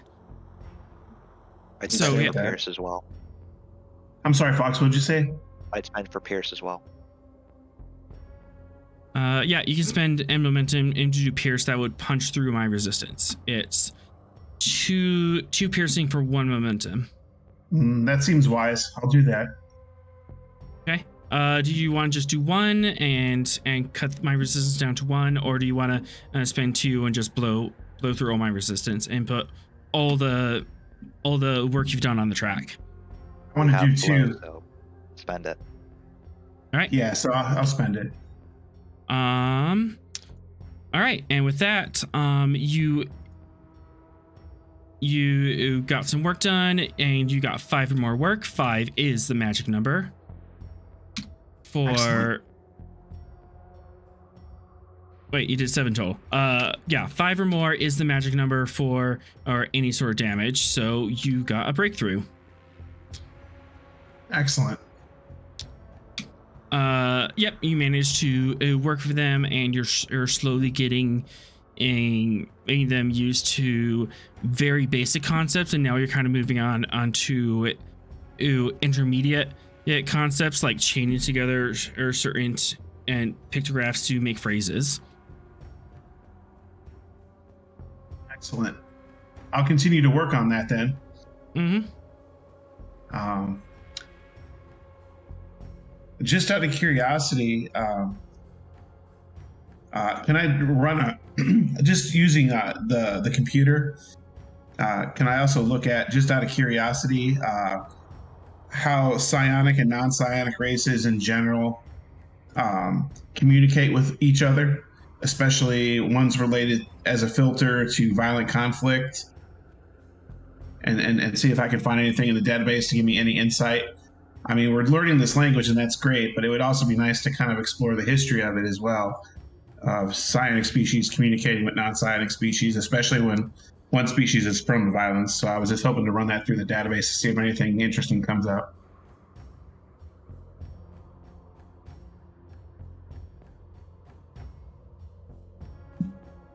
You could look this up, but it's gonna pull you away from actually rolling the task for about a day. So you're gonna lose out on a day of rolling on this extended task as you kind of pull away to do something else. Yeah, we're not going to do that. We'll stick with this. That's fine. Yeah. Like you could, but you're like moving from one research project to another. Right. No, that makes sense. I'll stick with this one and continue to work until we can find some type of translation that makes communication easier. So I'll keep working on it. Mm-hmm.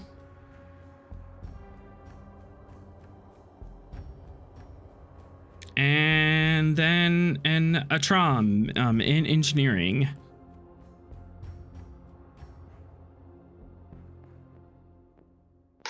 Yes, I guess, well, Captain asked me to work on the weapon version, so here we are making a screamer. Yes, indeed. Ships can help with that. I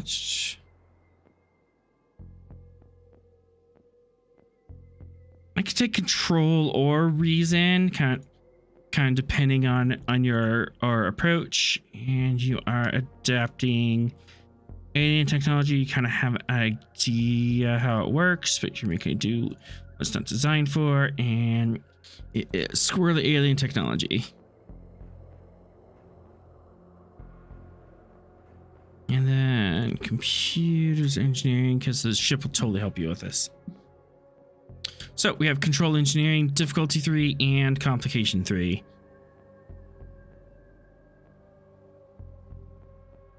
All right, well, definitely using a focus because computers.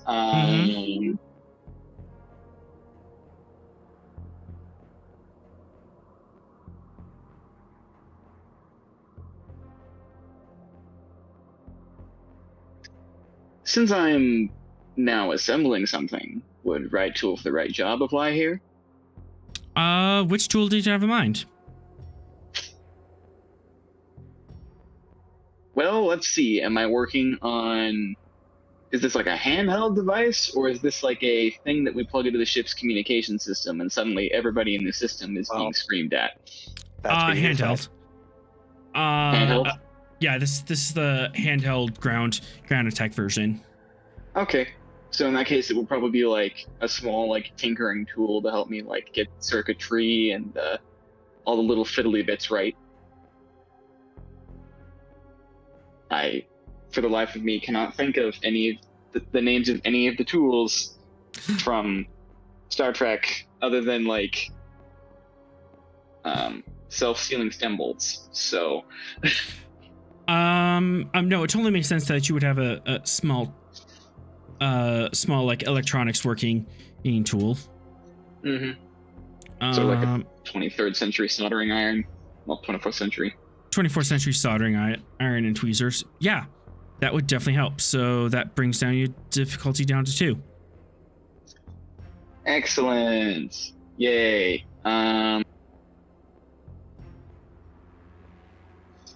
Looking at our resources. Yeah, especially with that talent, it's a little hazy, but basically if you could justify, hey, I have this tool, and it makes sense that you could pull that tool out of your tool chest, or you pay to have it available, that would definitely help. But just like a general idea of, like, if you can and give me an idea of what the 21st century tool would be, there's a 21st century equivalent, you can get the 24th equivalent. Sweet. Okay. Looking at our resources, and because I roll horribly, I'm gonna buy 2 more dice. So 2 additional dice to a total of 4. So yes. 3 threat, 3 momentum, or combo thereof. I'll just be spending 3 momentum because you do not need any more threats, sir. Shh, it's fine. I beg to differ. He's not at 30 yet. No, things are interesting after 40. Oh boy. All right. Well, let me go enter the stuff on the sheet then.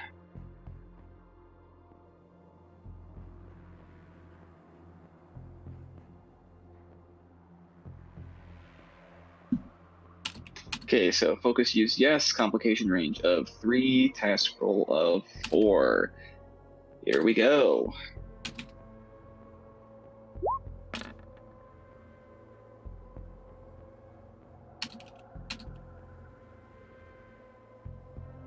Well, I'd say that's much better than last time. That is much better. And then computers engineering from the ship.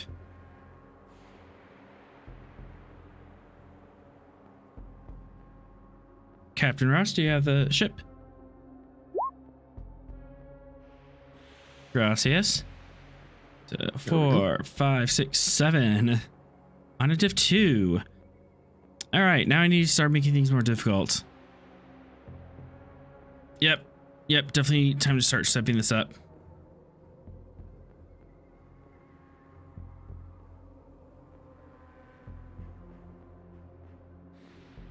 Because you have 2 float, and you definitely have a small it's basically a modification to the grenade device that would give you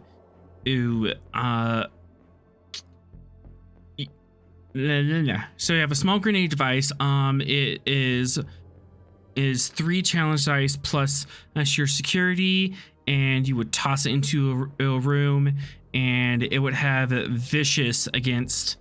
It'll do vicious damage against anyone who any of the necrovers that are caught in the blast. City Commander Ashram to the captain. Is the captain? Captain, you now have a screaming grenade. Yeah, so Excellent work. let me type that in chat. Sonic Screamers. It is security plus 3 CD damage. Vicious versus Necrovins.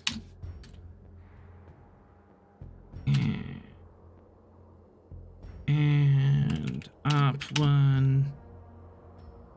Escalation. Yeah, it's a full grenade, so that's escalation 2 right there. So, yeah, you now have made this device.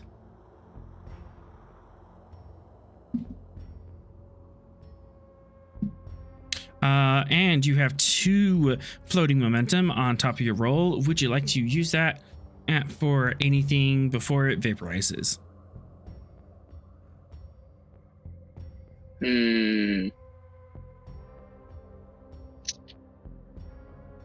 Would it be too much of an ask to try to figure out a phaser version of it?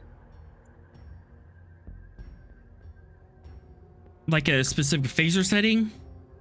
Either like a phaser setting or like a modification or attachment to a phaser. So instead of like, instead of shooting a pew pew, all of a sudden it's like just screaming at them, like a directional version as opposed to a grenade. I'm gonna say, based on the equipment you started with, that's gonna be too much of an ask. Okay, cool. In that case, I will probably just bank the momentum then. We can't bank float. Oh, we can't bank float. That's right. Yeah, that's right. Yep. Players only have a cap of 6, so if you don't use it now, it goes away. What about a ship-to-ship version? Oh, I mean, a photon grenade is just like a really small photon torpedo. So could I make a screaming torpedo? I think more of a calm type thing, but two momentum, and you can modify a torpedo warhead. It would be the same thing, escalation. It's a torpedo, so it'd be a 1 escalation plus 2 more just to do the screaming version. And yeah, it would do the same thing. It wouldn't be vicious against them. It's ship combat. I'll figure it out. I'll figure out the statistics of it, but basically it would do the same thing if they would just scream and kind of shock the crew of a single target. You're not gonna be able to do like a photon burst that would affect multiple ships, but you can make one warhead that would hit an entire ship. I mean, hey, that's like that's an entire cruiser route for if only a few minutes. Yeah, I definitely. say that's going to be helpful. Yeah, the specifics of how the torpedo is going to work, that's going to be a bit squirrely because space combat's kind of weird, but it would be like an advantage or something. Perfect. But you would have to call that you're using a screaming torpedo before you roll the attack, and you would have to pay the escalation for it. All right. Well, for those of you who do the pew-pews, you now have a screaming torpedo. You're welcome. And with I that, have the fear of God. You have Gabriel's trumpet in torpedo form. No, I have the fear of God and Gabriel's trumpet. Yes. I am too powerful now. What have I done? What have you done? Mm-hmm. And with that, we're going to take a quick 5-minute break to get up, stretched, and most importantly, go to the bathroom. I thought of something worse. Oh no. I have the power of lightning and thunder now. Oh goodness. And with that, we're gonna take a quick 5-minute break. So we will see you there. Your back screen.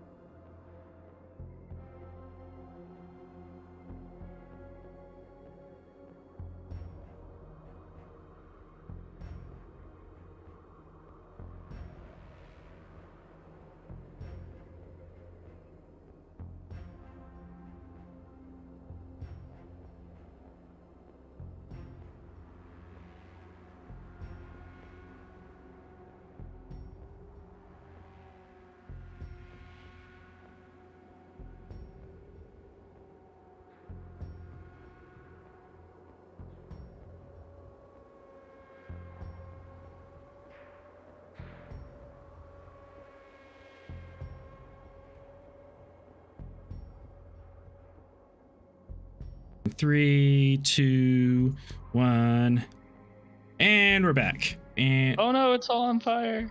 oh no! And so the Klingon tells the Rama. Oh wait, never mind. Oh goodness. How did my focus off? That's And that's when the Cardassian says, Oh no! oh no! You heard this one. Oh whoops! I broke my camera. 1 second. Vera is a former syndicate member. Of course she's heard it.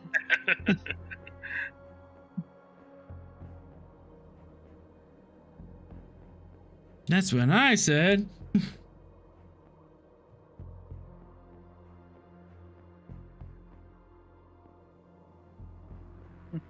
And anyways, that's why we're not allowed back on the third planet of...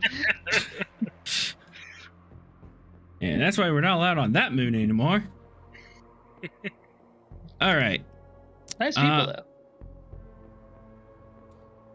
So, we are at 6 momentum, 28 threat, and we're in the middle of a extended task to teach these people how to speak to us.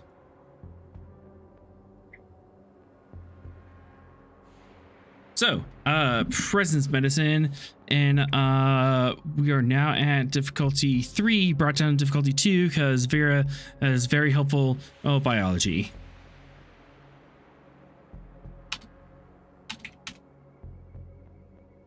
You just want to talk. Dr. Kai. I'm sorry. Say that again. What was it? I'm sorry. What were you looking for? Presence medicine difficulty 2. Oh, it's difficulty fully medicine now? Yep. It can't be command? Either or. Okay. Yes.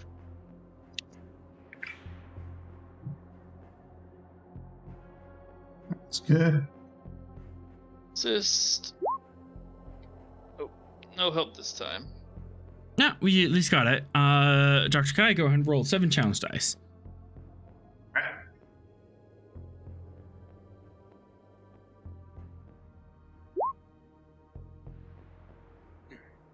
That's 5. Go ahead and roll 2 more. That's odd. I set it at 7 and that's weird. Okay. You have to enter. You have to enter, or else you're still in edit mode. Yeah. Yeah, I thought I was out of the box, but I guess I wasn't. Let me try 2. Yep. There. Okay, there we go. All right, so 2, 3, 4, 5, 6, 7. Would you like to spend momentum to punch through the resistance? Yes, I would 2 all the way through if I can. Yep. So 2, and then 4 piercing. I put 7 on the. All right. Yep. This one, and then plus 7 on the board. That's enough for a breakthrough. Oops. Now the pink 0, what does that represent? Just 0? That is just 0. That means no result. Okay. No.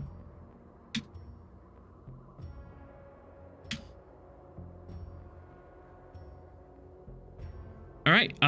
You are slowly making.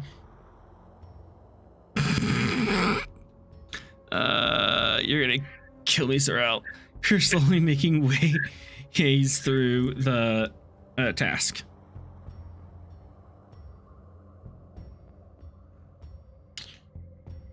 Let's go ahead and do one more. Presence medicine difficulty 1.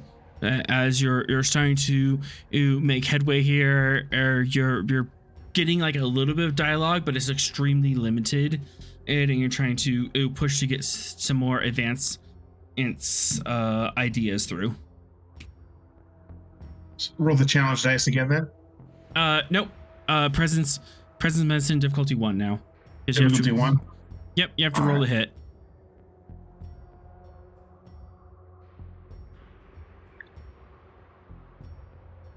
Oops, hang on 1 second. I messed that up. There we go.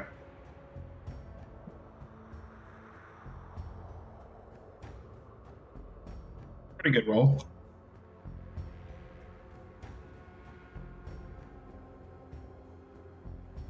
Oh, I thought Vera was rolling. I'm sorry. There we go. 2, 2. Nope, you both got it. All right. Yeah, you got 4 momentum on top of that. So we have 2 float out now. Go ahead and roll the 7 challenge dice. 7, enter, then hit the button.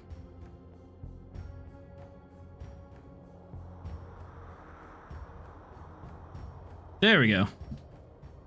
4, 5, 6. Do you want to spend a momentum to reroll?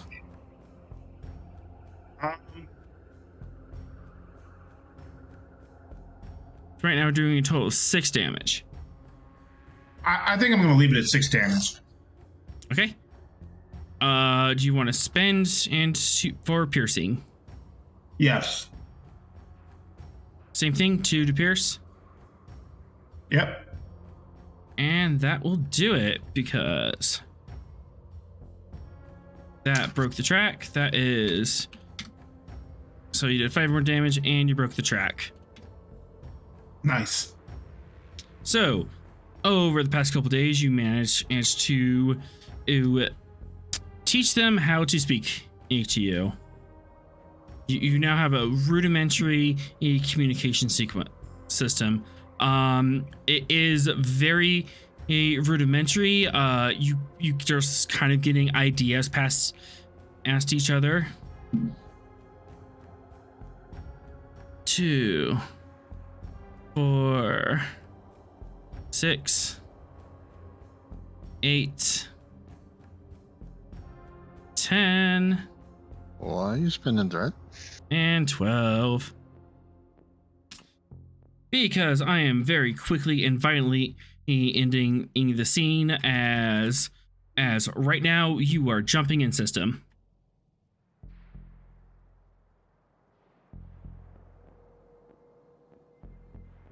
Well, Captain, I think we've figured this out mainly. Well, we'll soon find out when we give it a try. No time like the present. In fact, you're not just jumping into a system.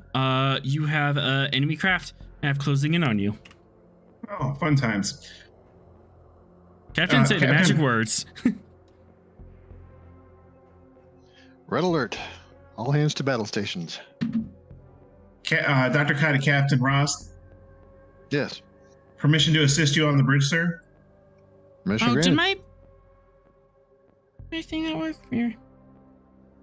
Oop. Then. Yes, sir. On my way. I'm coming too.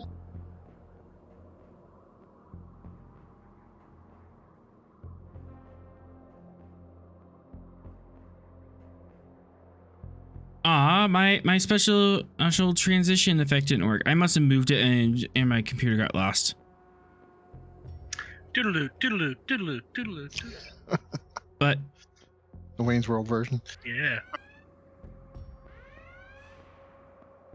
There we go. there we go.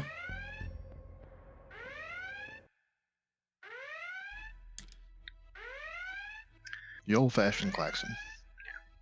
I like the old-fashioned one, personally.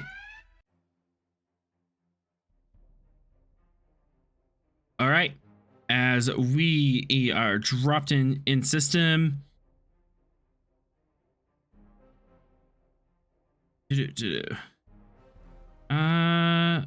you hear fighters over here? How many contacts is sensors picking up? I'll show you in just one moment. As the Gungnir jumps out of warp, you will be down here on this sector. And I think I'm missing someone. Doctor.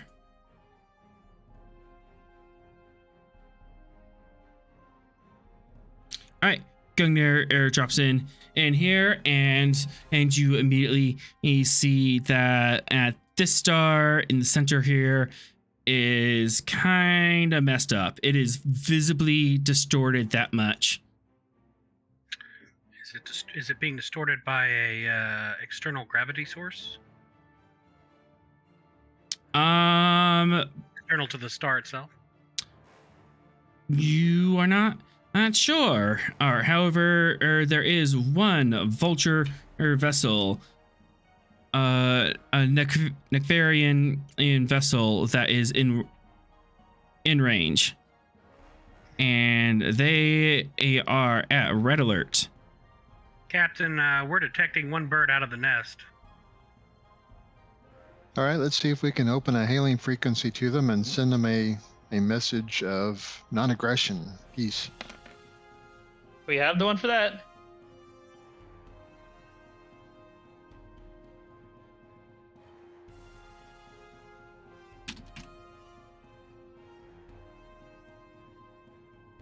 All right, is that gonna be your player action?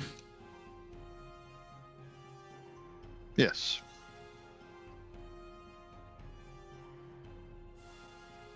First things first, you have to open a hailing frequency, control engineering, difficulty,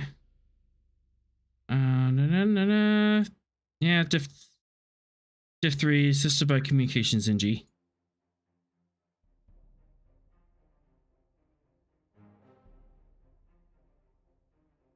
we already activate Bailey? Bailey's already activated, but she will take a player's turn in this round. Or does somebody else want to do that?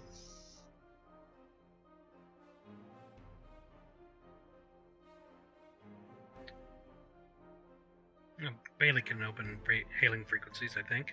Mm-hmm. But it's just like which player is gonna take control of her and sacrifice her turn, so to speak.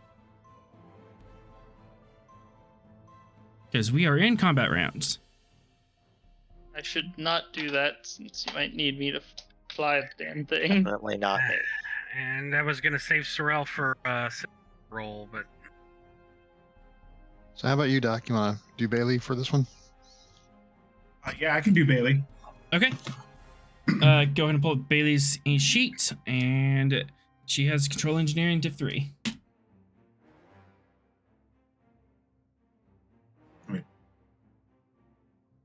And would And she is, like? Where she is would, she would be under characters crew support, and Ensign Bailey, Madison Bailey. Characters crew support? Mm-hmm.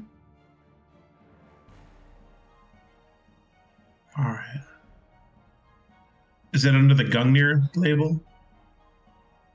Should be characters. Yeah, characters, and then the folder crew support. It'll be a few tabs up from where we get our character sheets from. Okay. All right, let's see here.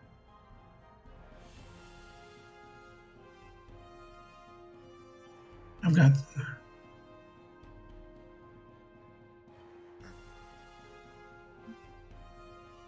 got it. All right. What were those requirements again? Control engineering, and it's a difficulty 3 task. Control engineering, difficulty 3. So I'll go ahead and spend momentum for 2 additional dice. Total of 4. That is 1, 2, 3 momentum. I have a focus for sensor operations. Or I'm sorry, excuse me, subspace communications. Subspace communications, yes. Okay. Rolling. Take this.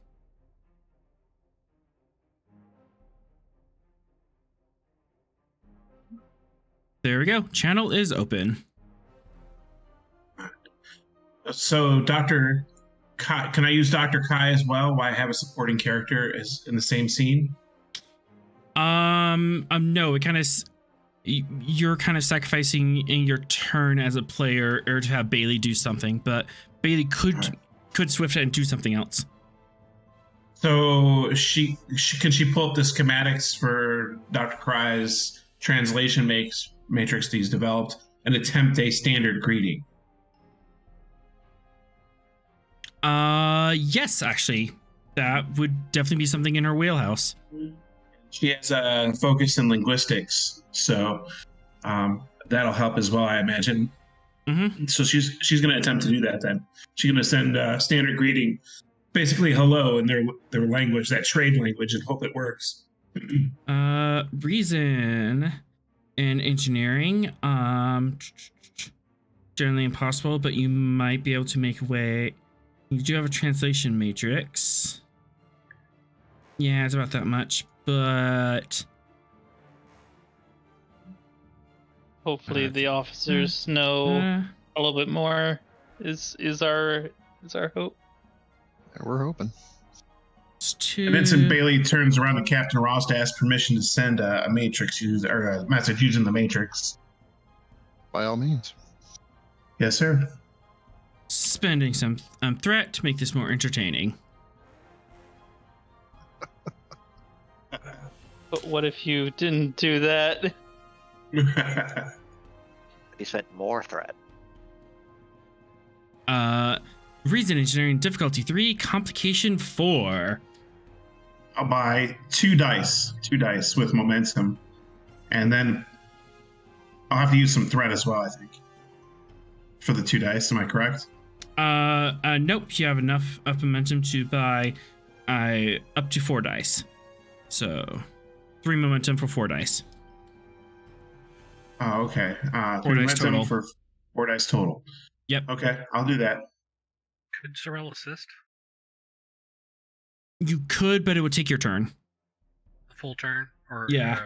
Okay. Yeah, it'll take your turn in the initiative. Okay. Probably best not with the comp 4 anyway. Mm-hmm. Just more dice means more opportunity to comp. Right.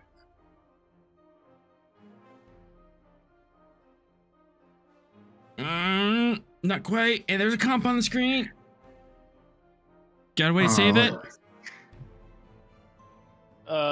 Ross, can you direct a reroll there?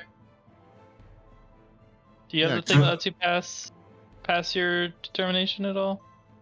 Captain can do that for Captain. his determination. Yeah, Captain, you can give her a determination if you want, but it meets the difficulty, right? Ensign Bailey has an excellent value if we spend a point of determination. Good communication is at the heart of a Starfleet officer. She already spent her determination this session, so she would have to have another point given to her somehow. Gotcha. Also check her talents. She might have talents that allow her to reroll. She has no talents. Does she have bold anything? Her talents are empty. There's none listed. We have not really given her anything. Can we give her bold engineering real quick? Yes, it's definitely more than her second activation. So. Yeah. You guys are pretty bad with this. I might change how activations work because we keep forgetting to do it. Right. I can't really do much for the NPCs because I don't know what they do. Well, it's just on their second activation, you can add a talent or a focus or. No, I know that. Yeah. But just I don't know the character, so I can't really. My go-to is give them bold. Give them bold, then give them a value so they can spend a determination, and then move on from there. Anyway, so with bold, you can re-roll that comp. Okay. So just one dice, right? Yeah. Comp still 4, but yeah, one dice. Yep, comp still 4, but you can re-roll 1 dice.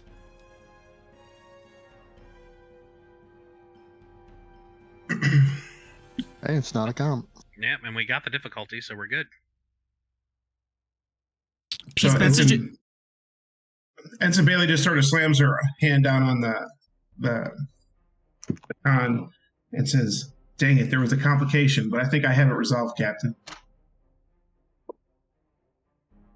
Yeah, there was like a slight slip up in communicating on the ground and trying to translate that into a space communication. There was like a translation error between the 2 computer languages. But Bailey, being the proficient officer she is, managed to catch it, and you have established peaceful communications. Would you like to keep the initiative? Yes. Oh, and attempt to send that standard greeting again, or for the first time, rather. Yeah, the standard greeting is already sent out. So would you like to spend 2 to keep the initiative and have someone else go? Yes. It should probably be the captain, right? To help. If they haven't Yeah. responded, then there's no reason for us to keep it. Up to you I guys. can send another message to follow up the greeting. You could send another message. You could raise shields. You could rotate your shield frequencies. Overcharge your warp core. I think we'll avoid that last one. I I meant would like like your to- EPS systems, but yeah. Somebody say overcharge the warp core? No. Red line, Yeah, one. red line, red line. No, No self-destructing. the only that. red lines are going to be coming from them. I'd like to keep the initiative and send a follow-up message. Yeah. Does someone on the ship have quick to action?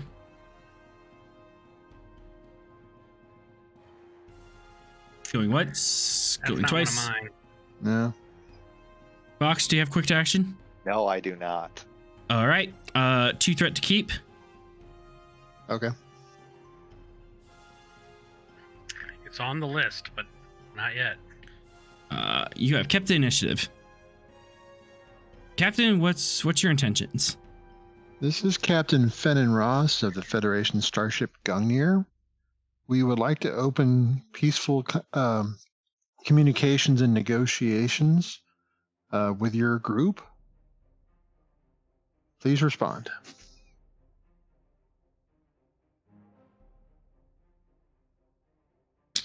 Go ahead and give me a...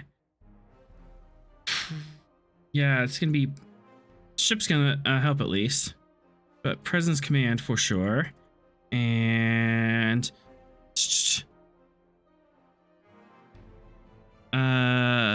You have a translation matrix. Are currently in red alert. And they might not understand you. Oh, communications. And...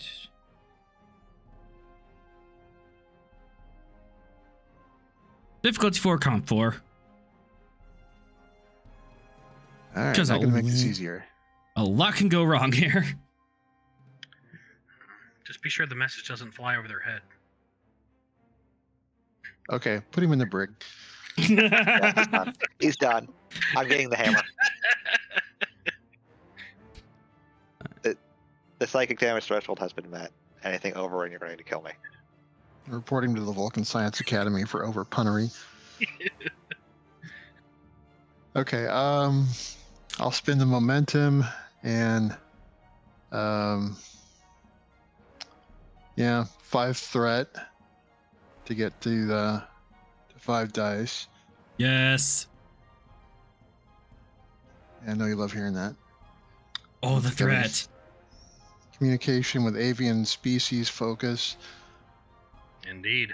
Yeah, can I see your character sheet? Do you actually have that? He doesn't have anything that he says he does. I forgot to put that on there, but it's there, trust me. It's Does totally not there. exist. Does not exist. Diplomacy, negotiations, Federation xenoanthropology. They're not within the Federation. I got nothing. Oh wait, can I use my palm leaf here? Mm-hmm. It says it should reduce difficulty by 1. Definitely the opportunity to use that.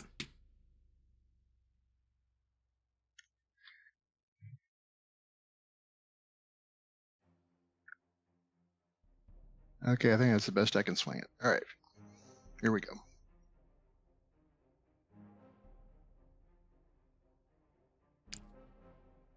Okay, I'm going to use my bold command to reroll those complications. You just reroll 1. Bold only has 1 dice at a time. Oh, okay. Come on, man. Let's get bold right. We just went over what Bold can do. And you're Yep. already trying to swing for multiple die. Communications command. Maybe it'll give you 2 and you can quash the other one.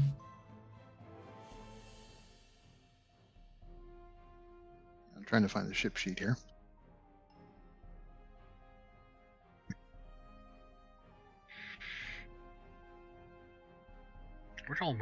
Where'd all our momentum go? It's gone There away. we go. So we'll use that 1, 2, 3. momentum to quash that other comp. That is 5 out of 3. Yes. We come in peace. Shoot to kill. Shoot to kill. There's no Klingons off the starboard bow. Starboard bow. Oh, yeah, it's off the starboard. No, It's it's life, worse than Jim. that. It's life, Jim, but not as we know it. Not as we know. No, it's worse than that. He's dead, Jim. He's dead, Jim. He's dead, Jim. Can you tell we're nerds? Yeah. In a Star Trek game? No. No. Star Trek and RPG. That's like the intersection of two nerddoms together. Yeah, it's like And- a double negative, right? It cancels each other out. It's maximal nerd. Like poetry, right? Wait, that's the wrong star. The wrong. Now you're adding Transformers into this? It's not Transformers. Maximal. Maximal. Oh, Klaatu, Yeah. Rata, I Nikto. was kind of bringing Anyways. calculus into it, but anyway. Anyways, is bringing it back. The communication does go out. The computer automatically translates it to their pictograph language. You are just waiting for a response. Okay, we'll hold. Do you want to swift task and try and have Ross do something else really quick? Swift task for 2. No. All right. Initiative pass to the Necrovians. Well, you just sent me a freaking communication packet. I have to figure out what the heck you just said to me. But let's see. Communication packet is an advantage, and you sent peaceful intentions is an advantage, and the hello signal. So you have 3 advantages on this. That actually helps, because this would be impossible, and then that makes it easier, that makes it easier, and then normally up here I can't raise that. Yeah, so we're looking at difficulty 3, complication 2 task roll for them to understand it.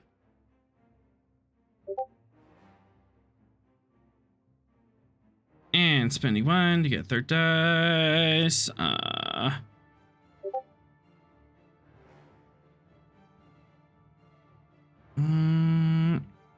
2 more.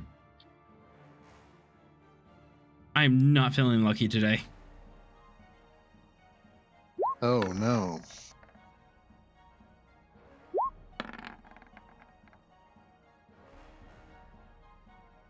Oh, no. That's good for us. This is fine. They should No. spin threat. Are you sure, Vera? They should. Are spin you threat sure to that quash. them trying to understand our message and getting complications is good Oh, for I'm us? sorry. They should spin threat to quash. Spin Wait. threat to quash. Oh, sorry. I Yeah, this is misunderstood fine. Let what. it go. No, I misunderstood what the. Yeah. I thought it was like we said it, and so the complications were in favor of us, basically. No, complication Not is this they time. misunderstand you. Oh, okay. I misunderstood. Oh boy. Yeah, spend some threat to quash that. So Yes, they missed. spin They threat. missed. They missed the "we come in peace" and they heard the "shoot to kill" part. That's not You good. were broadcasting that? Spending Also, how did you threat. broadcast Rock's thoughts? Spending threat for raisins, and this is going to be a difficulty. 1, 2, 3. All right. Difficulty 3. I don't like how he's planning movements.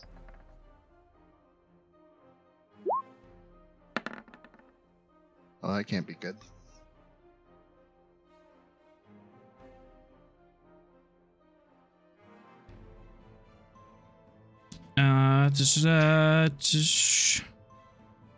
Oh, I didn't have that. Okay. As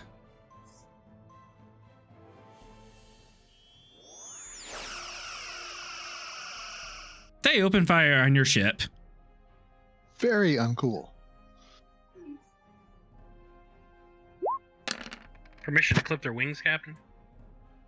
I'm gonna spend one to reroll. 1, 2, 3. From the brig. And these are curses. These are phasers, but for some reason they hit really hard. Oh wait, where did I spend? I have versatile. All right, so one versatile for that. So that is 2, 6, 7, and then I'm gonna put one into 7 base damage, and then I'm gonna put one of those into piercing minus 2 resist. Oh, sure, why not? And 2, 4, and 6. Sounds like enough for a breach. Minus 6 resistance. What is our ship's resistance? Well, it was 7. It was 7. It's now 1. So that is 6 damage to your ship.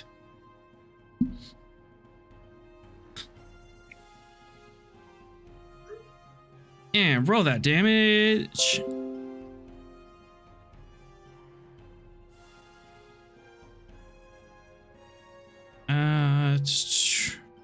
Where'd I put it? You already rolled damage. Now you're rolling breaches, aren't you? Yeah, now I'm rolling breaches. Your sensors are hit. No. Yes. No. We'll need those.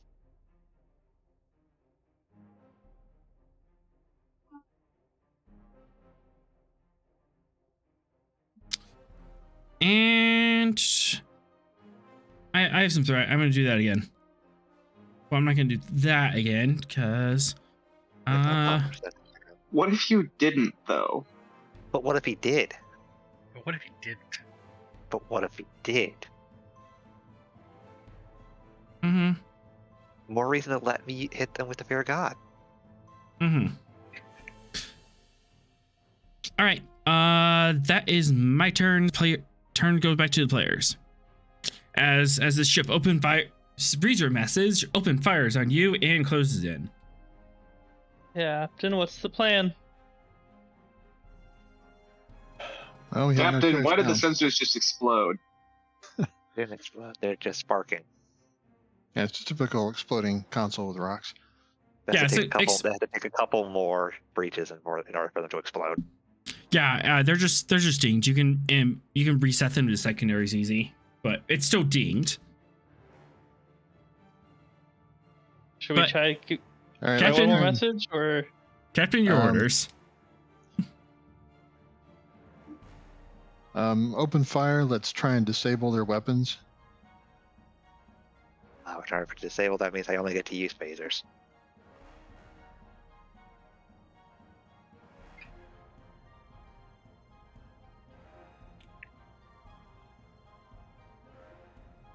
Alright, firing to disable.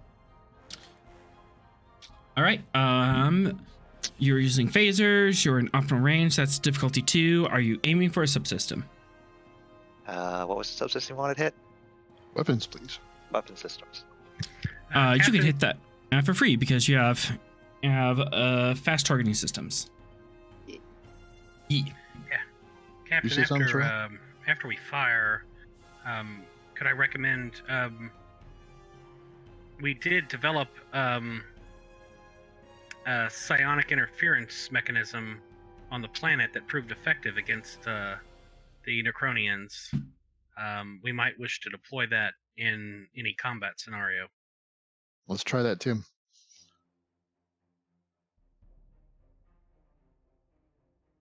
I have tactical systems as my focus. And you're looking a little light on threats, so take 3. Very thoughtful of you. Any jest. Alright. Difficulty 2. Standard comp? Standard comp. Alright. Onwards and downwards. And I want to re-roll that 0. Yes. Get that momentum. And weapon security from the ship. Oh, 1 second. 1 Mississippi, 2 Mississippi, 3 Mississippi, 4. 4 momentum and generated. Roll that beautiful damage. Okay. Yeah, and let's spend 4 piercing.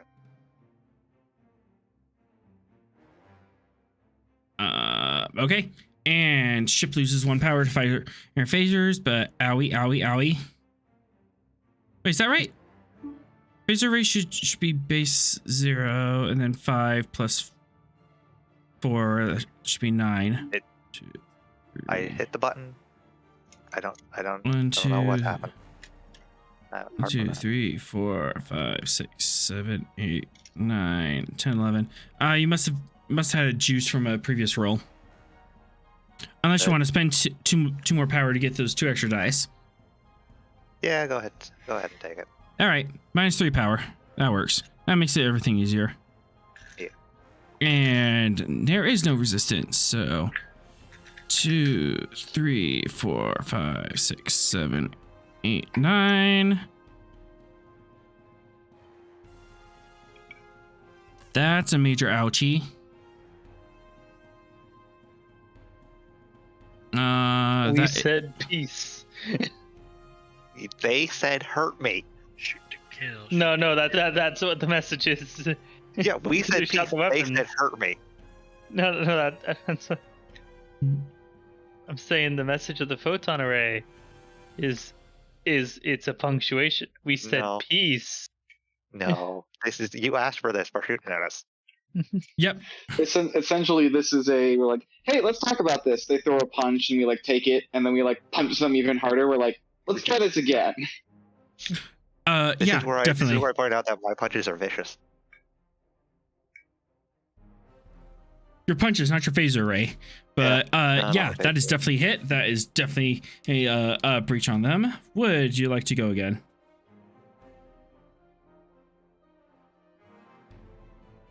What do you think, Cap? I think Maybe let's hold off on that one. We don't want to completely destroy them. Okay. Would another player like to take a turn? I Or was 2. I hoping mean, to transmit this psionic inhibitor across all bands. either that, or I could spend a turn restoring energy and or fixing the sensors that just got shot. Fixing the sensors is just a matter of someone spending a minor action to flip a switch.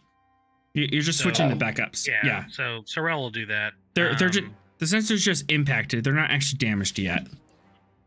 Yet being Okay. the operative turn. Yeah. Like I said, one So- breach is nothing. Multiple breaches is bad. Sorrel will turn off the sparks with his minor action, and then he's going to transmit the psionic inhibitor across all bands. Unless the captain suggests I shouldn't do that. I'm trying to decide, should we try and communicate with them again to see think if we there'd can be, get through? I think they might be a lot easier to deal with if they're, inhibited. If we put the inhibitor up, they might not be able to talk to each other though. And also we established that in order to inhibit them, you have to we set up the photon torpedo inhibitor. Yeah, That the was- screamer torpedo. Yeah, the screamer torpedo. That was how you're going to be able to inhibit them. You can't. Yeah, you don't have it set up to blast that broadband. Oh, So let's try one more time to communicate with them if we could. We'll give them another chance. hi, Captain. So, using my minor action on my full action, I will do a full. I'm going to deploy gyro and do a full sensor scan of the system. Okay, that could totally be something you could do. That is reason. Might as well get it in now. Reason science. It's gonna be base difficulty LT3. If you bump up the difficulty, you can get more details. Let's bump it to 4. So 4 difficulty. With gyro, I get bonus momentum, right? Yep. And sensors. Science. And sensors are not affected because you spent in a minute to switch to the backups. So, can I spend the bonus gyro momentum on the sensor roll? Mm-mm. No, it's after. Okay, fair. Yep, the bonus comes after. 3 threat then.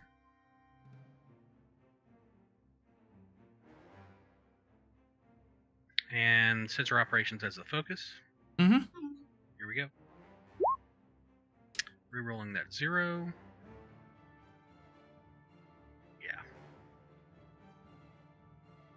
And then sensor science from the ship. Ross, if you can roll that. Oh, for the Gungnir? Yep.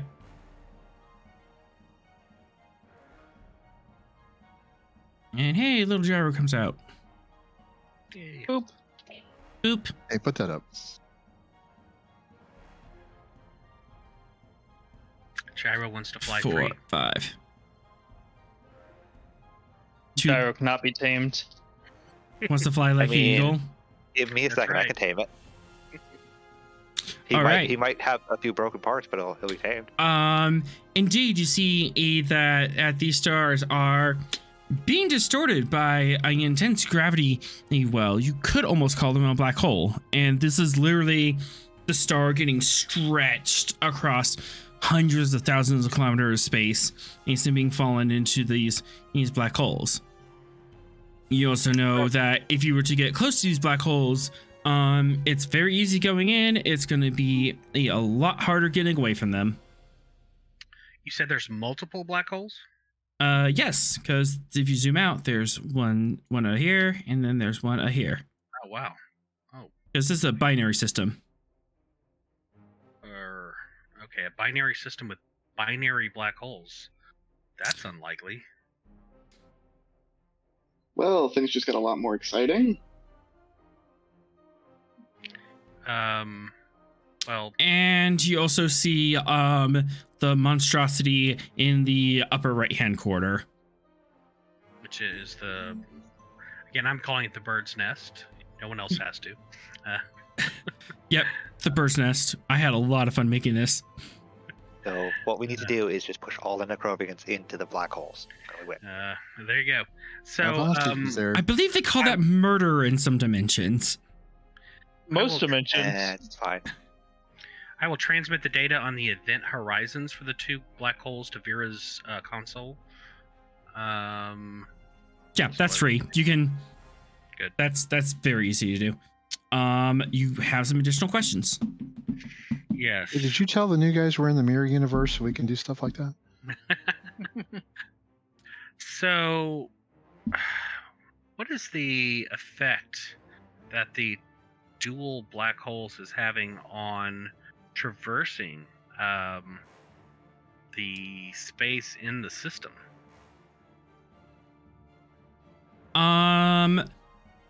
I can clarify that for a question, but basically, Yale basic. It's a black hole. It's a gravity well, so it's easier to go in. But then if you try to pull out, you have to either pull a slingshot and kind of wrap around it, or you would have to go warp speed to get away from it. Okay. What about you? But what about using love? No. You saw my tweets. I did. I was enjoying that. Basically, any square that's adjacent to the black hole, if you're moving towards it, it'll be -1 on difficulty for con checks. If you're moving away, it's +1. If you're in the same square, that difficulty goes up to +2. And and it'll be a comp too, because there's a very real possibility that you could run into the thing, and then I get to have all sorts of fun. Right. And Bad things that's happen why- if you run into a black hole. Yeah, that's certainly why I wanted to warn Vera. With the bird's nest, what data do we get back from the sensor? The sensor sweep. Does it have shields up? What are its armaments? Those kind of details. It has shields up. It has a scattered array of armaments. Photon torpedo launchers, disruptor cannons. There's phaser strips.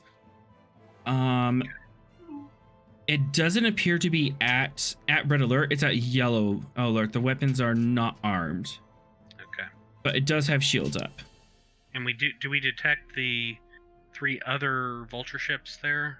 Yep, the three other ships are in system. All right, I'll report the flock of vulture ships to the captain.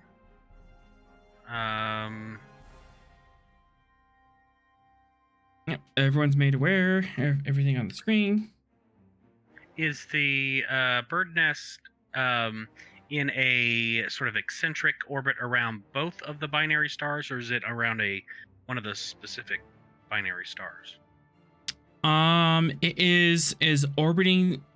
It's nominally orbiting the red star, but it's also orbiting this planet here. Obviously, none of this is to scale because. Right. Yeah. No. Yeah, it's orbiting in this red rocky planet, which is orbiting the red star. Okay. Did our scans give us any data on? Am I getting back similar information that I did when I had the shuttle and was scanning it before? Do I detect the Federation and Arithian life forms? You use your free question and your bonus momentum question. This will be 1 momentum answer. Yes, I'll spin it for that, and I'll let it go. Yes, as you're still detecting life forms. Captain, they do have the captives aboard the bird's nest. Well, let's hope they haven't eaten too many yet. And I'll let my turn pass.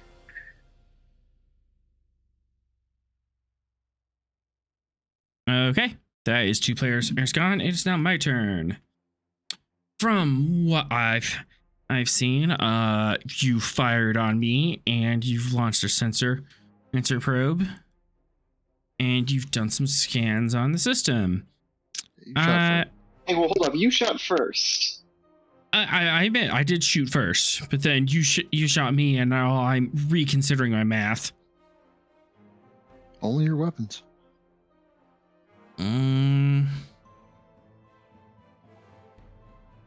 Yeah. We shot the sword out of your hand. We tried to declaw you, not, defeather you. Detalon. I'm gonna try that message again, but same idea. 4. Actually trying again is to 5, and then you already shot it at me. That's definitely gonna complicate things. Can I give you extermination? You're the ones who's setting this up. I'm just kind of explaining my math here. No, I know. We're sending happy thoughts out into the universe. Kumbaya, my I'm lord. sending, keep trying, and you'll find out how cold space is. Esrael's playing the guitar, or the lute. Oh, whoops. Bad thoughts here. We'll take it. All right, I just take the first dice. That is not enough. And is that crit? That I do have a complication on the table. That's a 17 I rolled. Well, now I'm angry. I see nothing wrong with this situation. As opposed to earlier when you were rationally calm and shot us?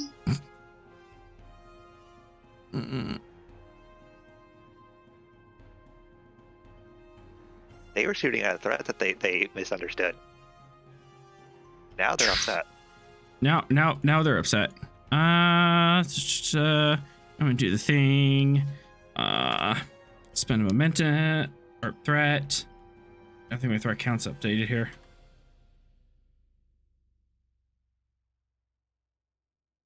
To-do. All right, and I'm trying to hit difficulty 2.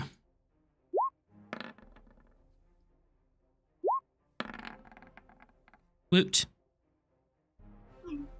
Got that threat back. And that's a thing that's done. Now I need to do this other thing. How much power do I have? I got goodly amount of power.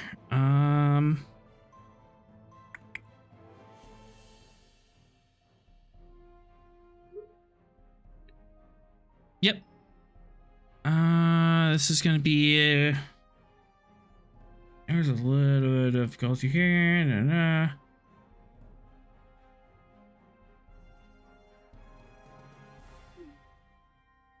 Yeah, diff 3.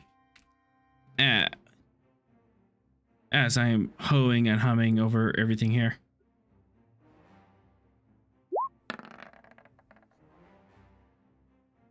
Huzzah! Hey, this crew is actually competent. And suddenly, they jump to warp.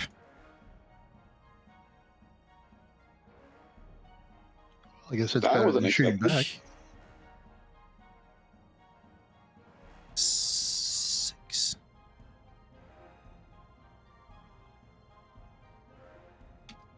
Wait, but which direction did they go, though? I'm calculating. This is just a tactical warp jump.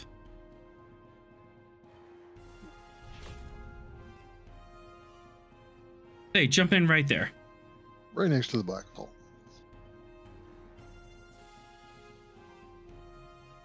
That is our turn.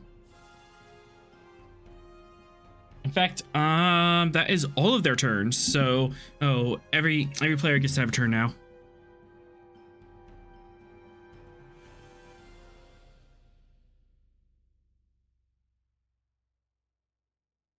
So Vera and Athan, or how do you say your name?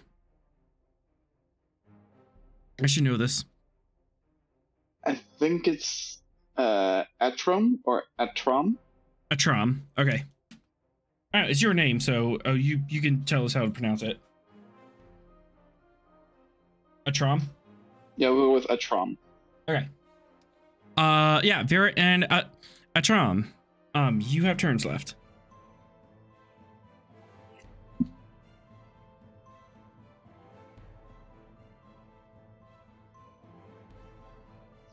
Vera, can you take us closer to that planet up at the top left? Yeah. I don't want to get in battle range of that other cruiser up there, but up there closer. That I can do. 1, 2, 3 maneuvers can get you in orbit. Yeah, you can kind of get here with the impulse power if you wanted. And get. Alright. Yeah. Impulse power, maybe a short warp jump, if you want. Where do you want to go and how do you want to do it? Let's I'm warp us thinking- to the other side of this planet here. So like up here. Yeah. Could you ping for me?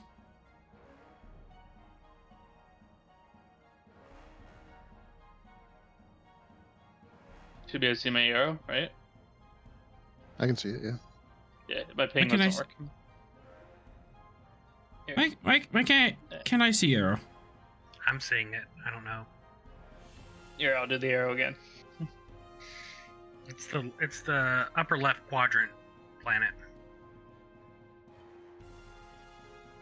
This is where it's getting confused. We're not staying in the same orbit. We're moving up the map to the others. Okay, so this one or this one? This one. The second one. The entire the grid just above this one. Why can't I see you guys? Why can't I see you guys? The one that looks like Jupiter. That's the one we want to go around. Yeah. Oh, you're like an entire sector up. Okay, Right. that's why I wasn't seeing it. I thought you were talking about this planet down here. No, you're gonna jump all the way up here. Mm-hmm. Okay, that's gonna be fun. 1, 2, 3, 4, 5, 6, 7, 8, 9, 10. Technically, you can do it. Actually, you can't. Yeah, because how much power do you have? We should have 7 left. You would need 10 power to make that jump. So, a Trom could go first and generate some power for you real quick. That works. I will do that then. What's the roll for that? I'm always a bit confused on this one. I think it's control engineering difficulty 2. Let me just pull the book up and double check. Oh, not on the camera, doofus.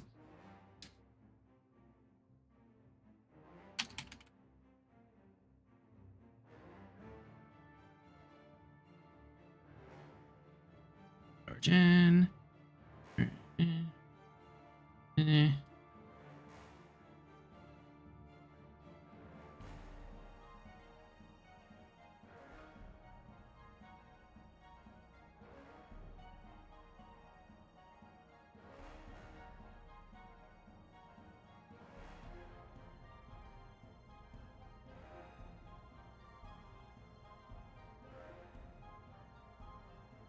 I'm so making good.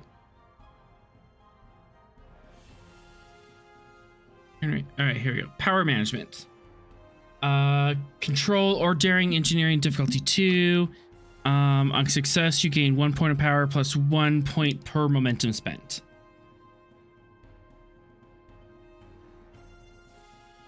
So it's difficulty 2, and you're gonna want to generate one power automatically, and then you get extra power per momentum you drop into the system. Okay, cool. Complication range 1. Yes. Yep. And you start with 2 dice. Would you like to spend to get any extra?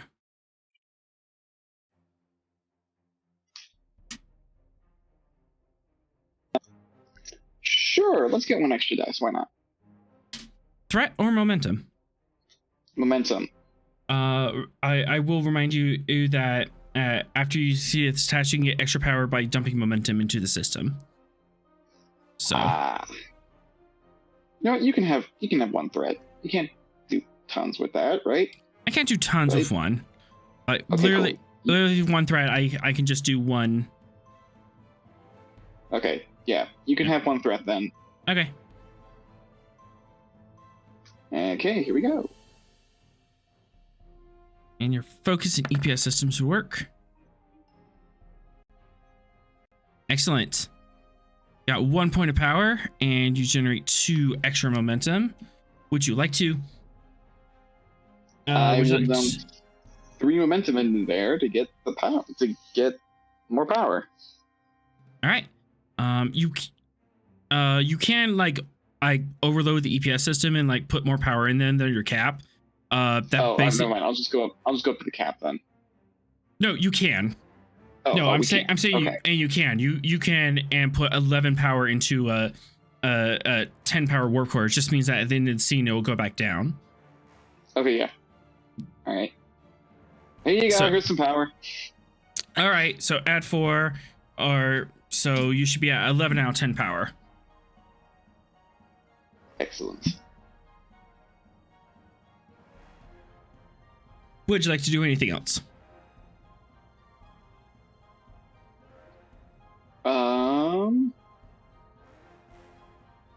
guess I'll just run a quick diagnostic, make sure everything's okay. It would be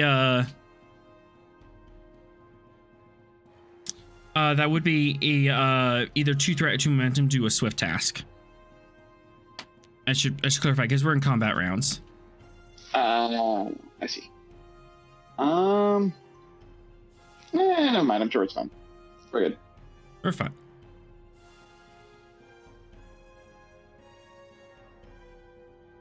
Okay, day. To keep the initiative. Actually, wait.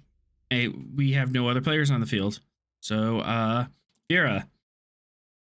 All right, Vera's going to do something. Do the jump of warp. Yeah, do the jump of warp. Control con, correct? con. Yeah, it's a warp jump. Control and zero. Okay. Control con diff 0. I'm gonna make that diff 1. And that broke again. Diff 2. Okay. Go ahead and give yourself a threat back. She's got it. Alright. My math got all screwy there, so let me double check here.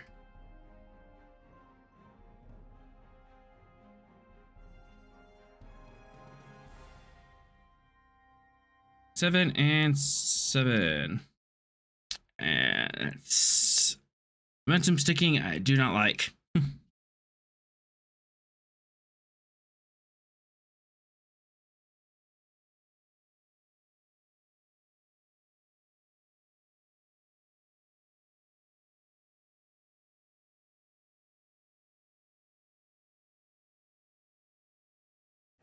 There we go. As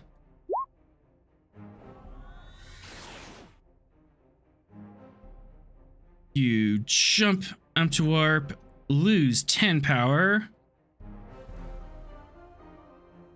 and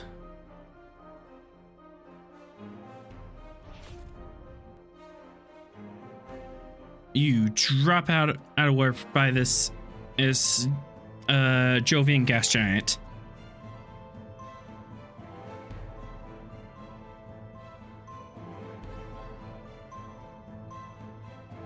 And that's all players. That's all my guys. Guys, you can go next. Wait.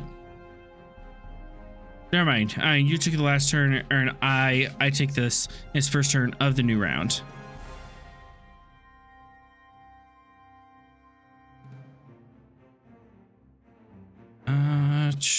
Wait, I don't need to spend because I already made that.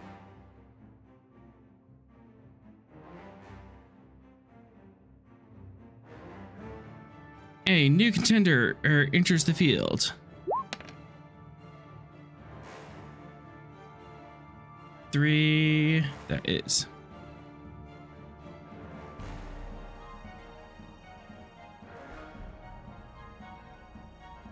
That is. That can. You know what? I'm gonna cheat. I don't want to do that again. 3 last time. 2, excellent. That is that configuration of ship. And spend a power to move in. That's my turn. It is now player's turn.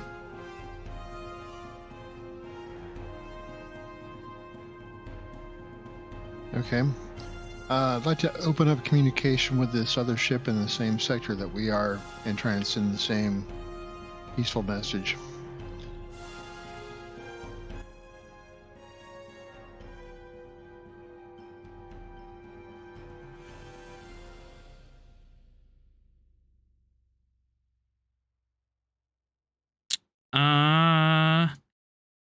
Actually, considering the situation, I'm gonna say that task is impossible.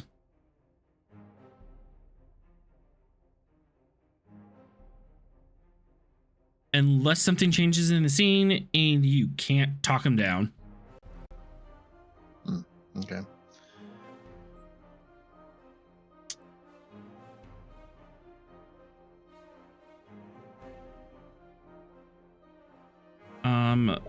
For a threat, I can offer you a suggestion. Okay, I'll take it. You know, GM's desperate when he does rolls like that.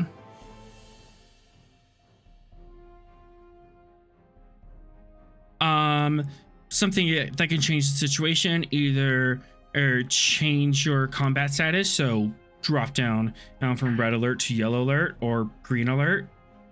You could offer something in exchange. Could we return their bird people to them? It's a great idea, Commander. That would certainly change the situation. Yeah, how about this? We'll go down to yellow alert, and we'll send a message offering to return the prisoners to them.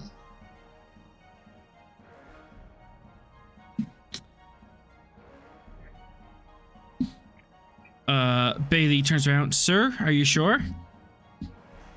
Send the message, Bailey. Dropping down to yellow alert.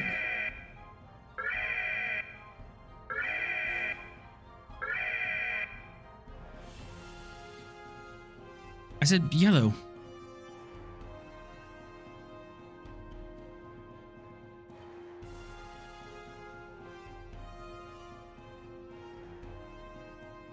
All right. Ship's drop down to yellow alert. Your weapons are now offline. You can put them back online and for a minor action. And you would like to exchange the 2 prisoners you have. How would you like to do that? Would you like to shove them in escape pods and fire them out? Give them a shuttlecraft, have to go over, beam them into deep space, and hope that their allies pick up the message. How close do we need to be in transporter range? You have to be in the same square. Same square, yeah. Well, let's make the offer, and if they accept, we'll offer to move closer and transport them over.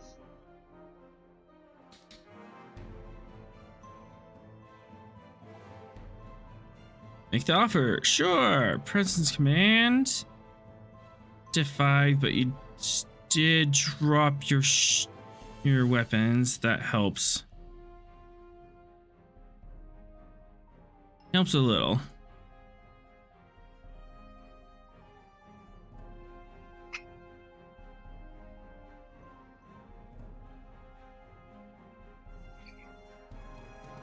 I said helps a little. I didn't say it makes this easy.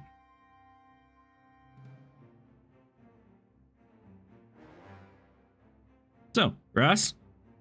Okay. On the palm leaf, it says once per mission. What's considered a mission? A mission and is our episode, so once a night. Okay, so I burned that one then. Can Sorrel assist? If you use your turn, yes.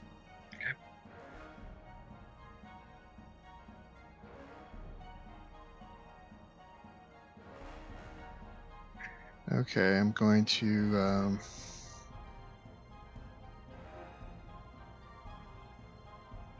I'll buy 2 dice with the momentum and then a 3rd with threat.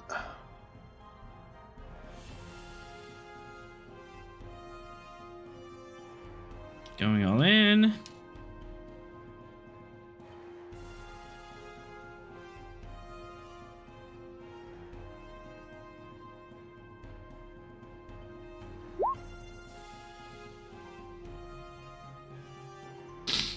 I'll re-roll that with bold.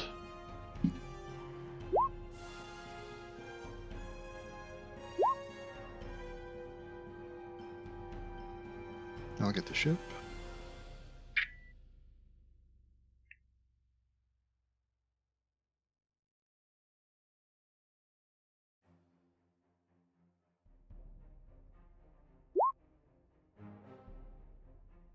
4, 5, 6, 7 on a diff 5. Oof.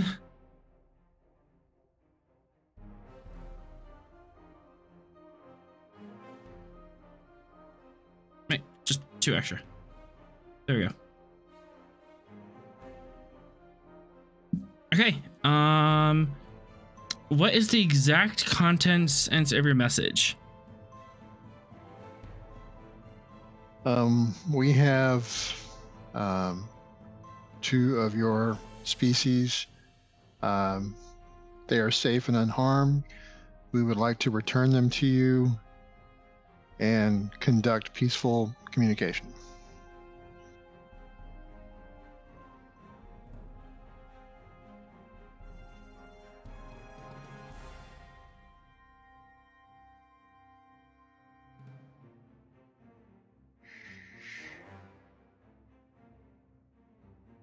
Your message is sent. You want to swift task or keep the initiative? No. Turn passes is to the Necrovians.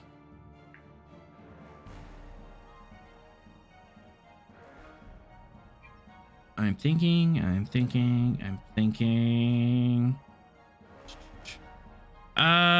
1 moment. I'm gonna sidebar for a second.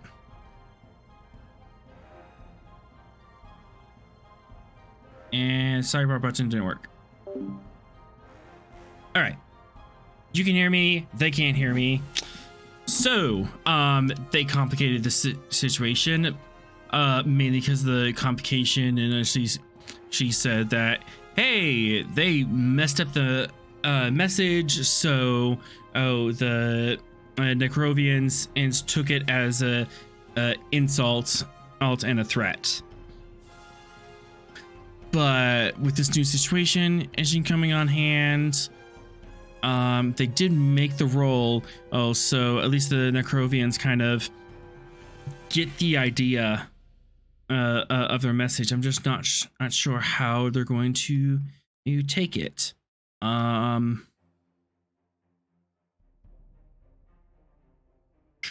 Giving back the 2 captives would at least make them stand down. I'm not sure about opening up full tables yet, because they haven't messaged, hey, we have something else we want to give you. They just keep saying we want to talk, but not the idea of what we're going to be talking about. So that's not helping them. But we will, we'll see. At this point, I think I'm gonna have them stand down, and at least stand down to yellow alert. All right, that makes sense to me. All right, back to action. Can't make puns when you're in a coma. Oh, so now the button works on getting out of sidebar, but it didn't work going in. Yeah. See how this computer is. On button is broken. The off button is not. Yeah. All right. Given all that, you wait a few tense moments. They got the message. Bailey confirms they got the message. They slow their impulse drive down to a quarter.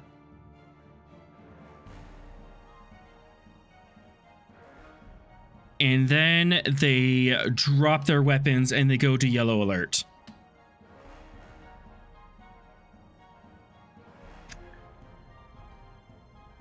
All right. I'd say we're ready to send a ping. One ping only, Vasily. That's right. One ping only. I say in my Russian Scottish accent. Okay. Well, I guess we need to move forward to close the range. So let's. Vera, can you move us forward one square there? We're going to move slowly, non-threateningly, casually. Just fly casually. Fly casually. Nice reference.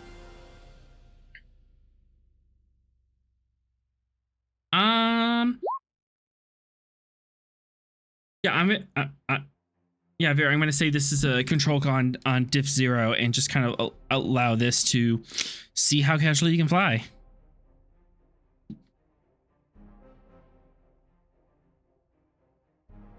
Is the complication just like he accidentally activates the warp drive and we just like fly into them? All right, and then ship engines con. I don't know what comp is. I'm figure it out as we go. Engines con for the Gungnir, please. All right. 2 momentum off that. No power. Maneuvering thrusters are not power hungry. But I'm assuming you want to move here or here. Better 1, better 2. Better 1, better 2. We'll do 1. Or 2, no, it's 2. We'll say 2 so we don't look like we're hiding. Okay. Yeah,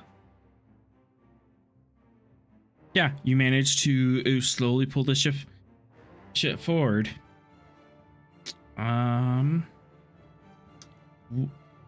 Would you like to swift task or keep the initiative? Well, we'll let it go back to them and see what they do.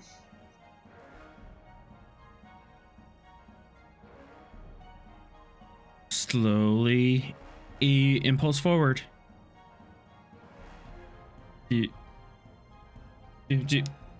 right, so let's break from combat at rounds. Do you want to take a step forward or do something else? Yeah, we'll take another step forward.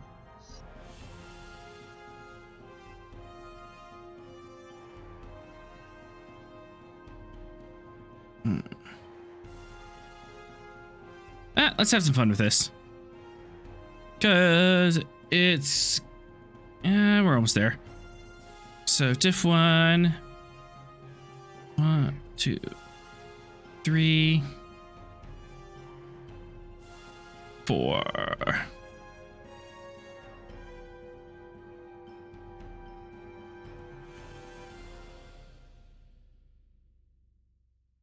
Making it really hard to be peaceful here. It's almost like there's lots of opportunities to be misunderstood. Control con, presence 1, complication 4. 3 guesses what a comp does. Our tweet is misunderstood. Yep. Who's got a Vera. good con here? I'm assuming Vera's gonna roll. Yeah, we're like breaking out of the strict rounds, players per round.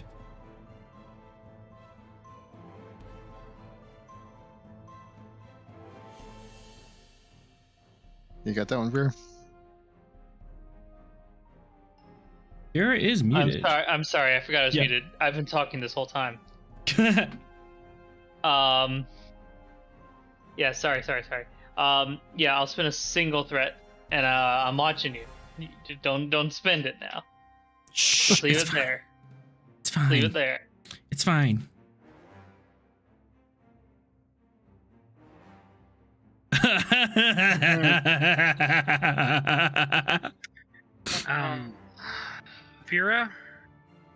Vera's on the bridge, right? Yeah. Oh, come Yeah. on. I'm going to give Vera. I'm going to spend 3 momentum and give Vera a point of determination with my executive officer ability. That only works in the same turn that they're spending a determination. Oh, It's a really? good thing I still have my determination. Okay, yeah, do that. Okay, All right, that works. That works. So we roll both of those. The ship rolled a complication as well. And we'll use the 2 float to quash. And So we already had we had 3 out. I gained 2 here, so we should still Yep. be at 3. But then we're spending adding 3 for you to get your point of determination back. Why would I And then get 2. my point No. of determination back? You already had. You didn't use it before. No, she just used it, and now Sorrel is using executive officer position to spend 3 momentum. You get a point back. You still have a point. There is still. Okay. Yes. Okay. Yeah, she just did. Oh, I forgot to ask. What's value? We got ahead of ourselves. What value are you spending it on? My question was, did she use it for the initial roll? No, she used it for. Which would negate the need for Sorrel to give her another determination. So she would have still had her determination. I'm confused. I thought she just used it to re-roll. You used it to re-roll, but she just used it to. That was the whole argument to give her the determination in the first place. The executive officer ability allows you to refund a point point of determination as it's being spent, but you can only refund it as the point is being spent, and you have to have 3 momentum to activate that. So since we have it, I'm going to do my thing. Yep. So we did the thing. Vera, walking back a little bit. What value are you using? And this is to get in like close. Yep. This is a fly casual. I'm gonna use. This might be a weird value, but I'm gonna argue for it. I'm gonna use the value. I love a good scuffle, but innocence shouldn't be involved ever. Describe that to me. She is trying to de-escalate the situation because if guns start firing, there are people on that ship, 10,000s of people. We are trying to return hostages.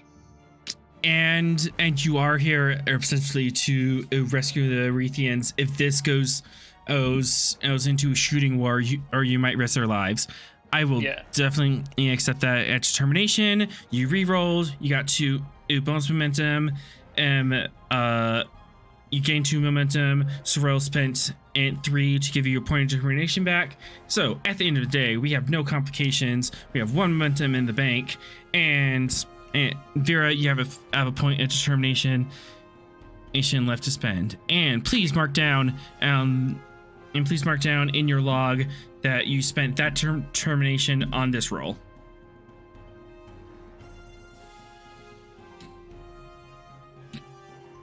Okay, that was a little more complicated than we needed to, but boop. All that to move 1 square. All that to move 1 square. It was 1 square non-threateningly. I'm happy I got to do my thing. It's good when it gets to fire. All right. You're at medium range to each other. Do you move too close?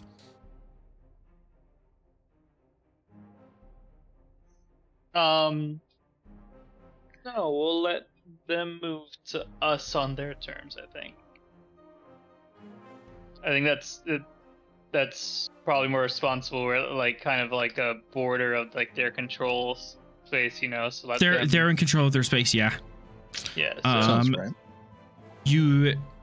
They pull up to within close range. They're still facing you, but you are within transporter range. Weapons are still off. Shields are still up at this time. Captain, should we have Mr. Fox's security team escort the Necronians to the transport room? Yes, and let's also request that when they're ready, that they drop their shields and send us coordinates for us to send their prisoners. Mr. Fox, make it so. Alright. Gonna have the security team escort them to the transporter room. You're in a ship. You have the security team advantage. They can just do that. No fuss from that. Talk them into giving you coordinates for the transfer.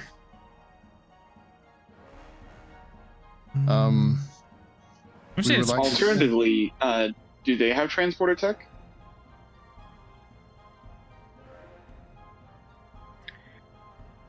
We haven't encountered them using transporter technology before this. I don't know that we know the answer to that question.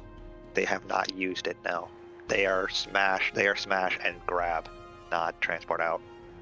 Yeah, we haven't observed them using it. Doesn't mean they don't have it, but it seems unlikely. Okay, because I was going to say the alternative is we lower our shields and they can just beam their own dudes off the Not to ship. lower our shield. But Yeah, Well, both ships have to drop yeah. shields. That's just kind of the thing. yes.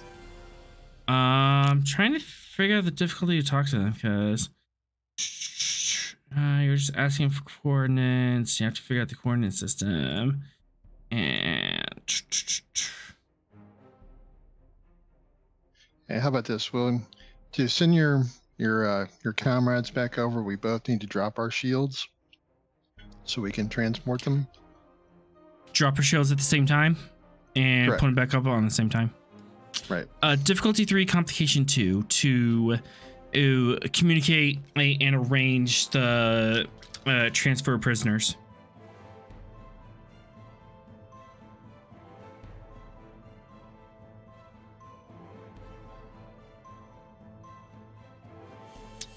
Who wants to do that? I can do that. All right. How do you want to make this roll? All right, I'm gonna take a momentum and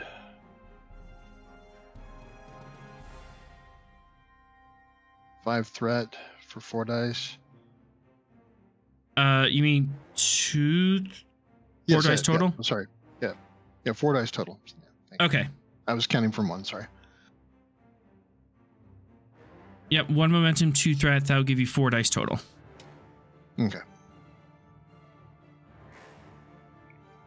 Picard and Dathon at El Aldrel.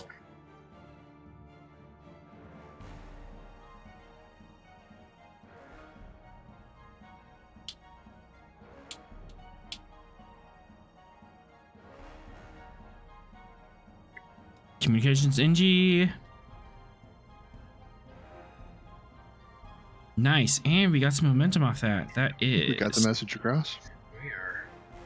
They got the Go. point. I think they got the point. Indeed, they got the point and signal that they acknowledge and they're ready to. They give you the coordinates and say, "Hey, they're ready to receive." They.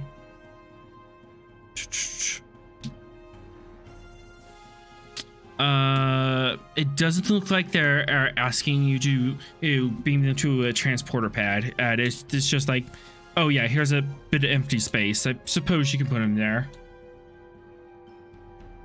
This is going to be a difficulty 0 transport, right?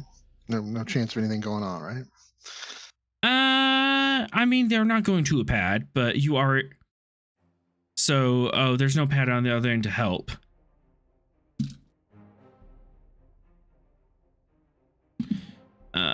That's a good point. Control, engineering. Let's see. They're on a pad. They're in the transporter room, but they're not going to a pad. And sensors, engineering.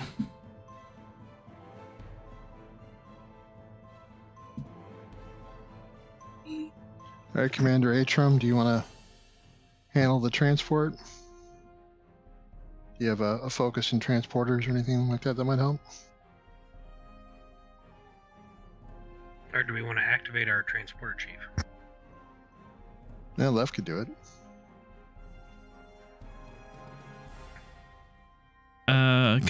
Commander Atrum?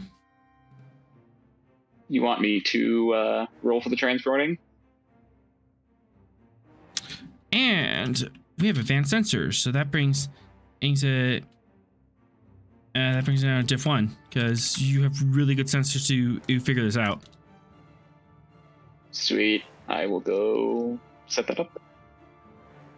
Control engineering, difficulty 2, 1. difficulty 1.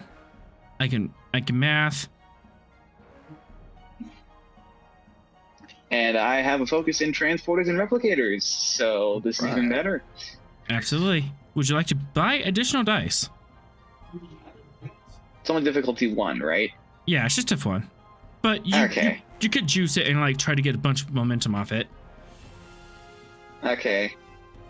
What a little But- threat he has.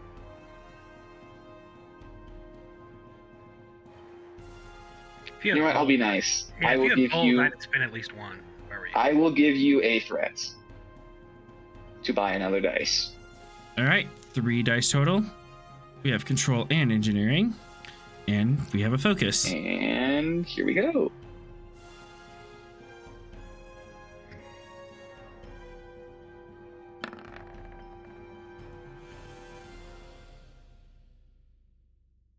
Making this too Woohoo, easy no for you guys. complications. Commander Atrim, do we have successful transport? Successful transport confirmed. Yep. They are wherever they're supposed to be over there. Captain, the birds are back in the nest. And both of you drop your shields, do the transport, and then as soon as both sides confirm, okay, they're here, okay, they're gone, zoop, shields back up.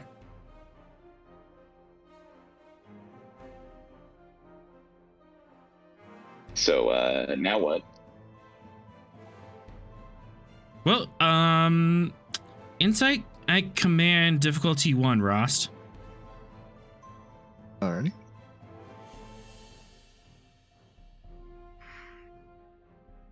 Oh, no. I'll give you a point of threat for that too.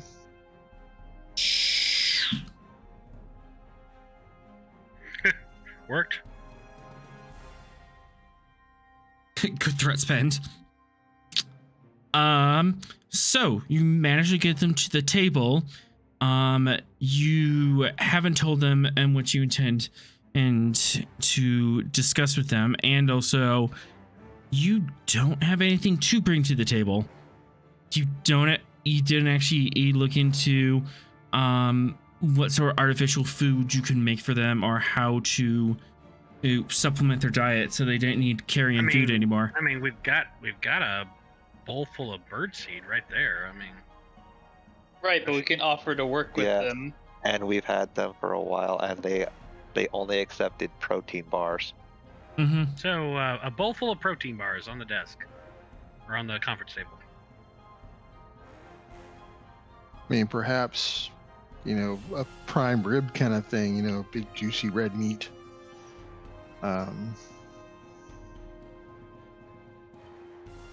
They are carrion kind of birds, aren't they? Yep. Should we, Carrion-trophic is the technical term. Should we host them in the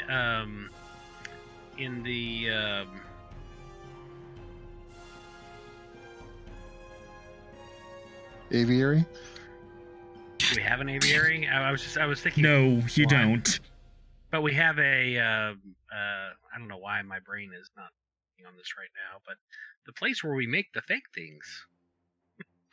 Holodeck. Yes, thank you. Oh my god. We got there. Brain Cynical. fail. Frame bail. Yeah. So on the holodeck, maybe we could make I don't know, an environment that was more conducive to creatures that have wings and like to fly around. If we're attempting the full diplomatic press here. Then we'll create a dark, low-gravity environment. Mm-hmm. So, at this point, Sorrel, and Ross, the ball's kind of in your court. What would you like to invite them over to your ship for, or a conference? I mean, we've taken 9 steps down this road. I think we take the 10th. Yeah. I'm just trying to think. Should we do that, or should we send them a gift? Do you want to go over to their box of ship? meat? Yeah. I feel like we already sent them a gift. We sent them their 2 people back with nothing asked in return. Yeah. Yeah, let's try and invite them over. We'll extend the diplomatic invitation. And with the diplomatic invitation extended,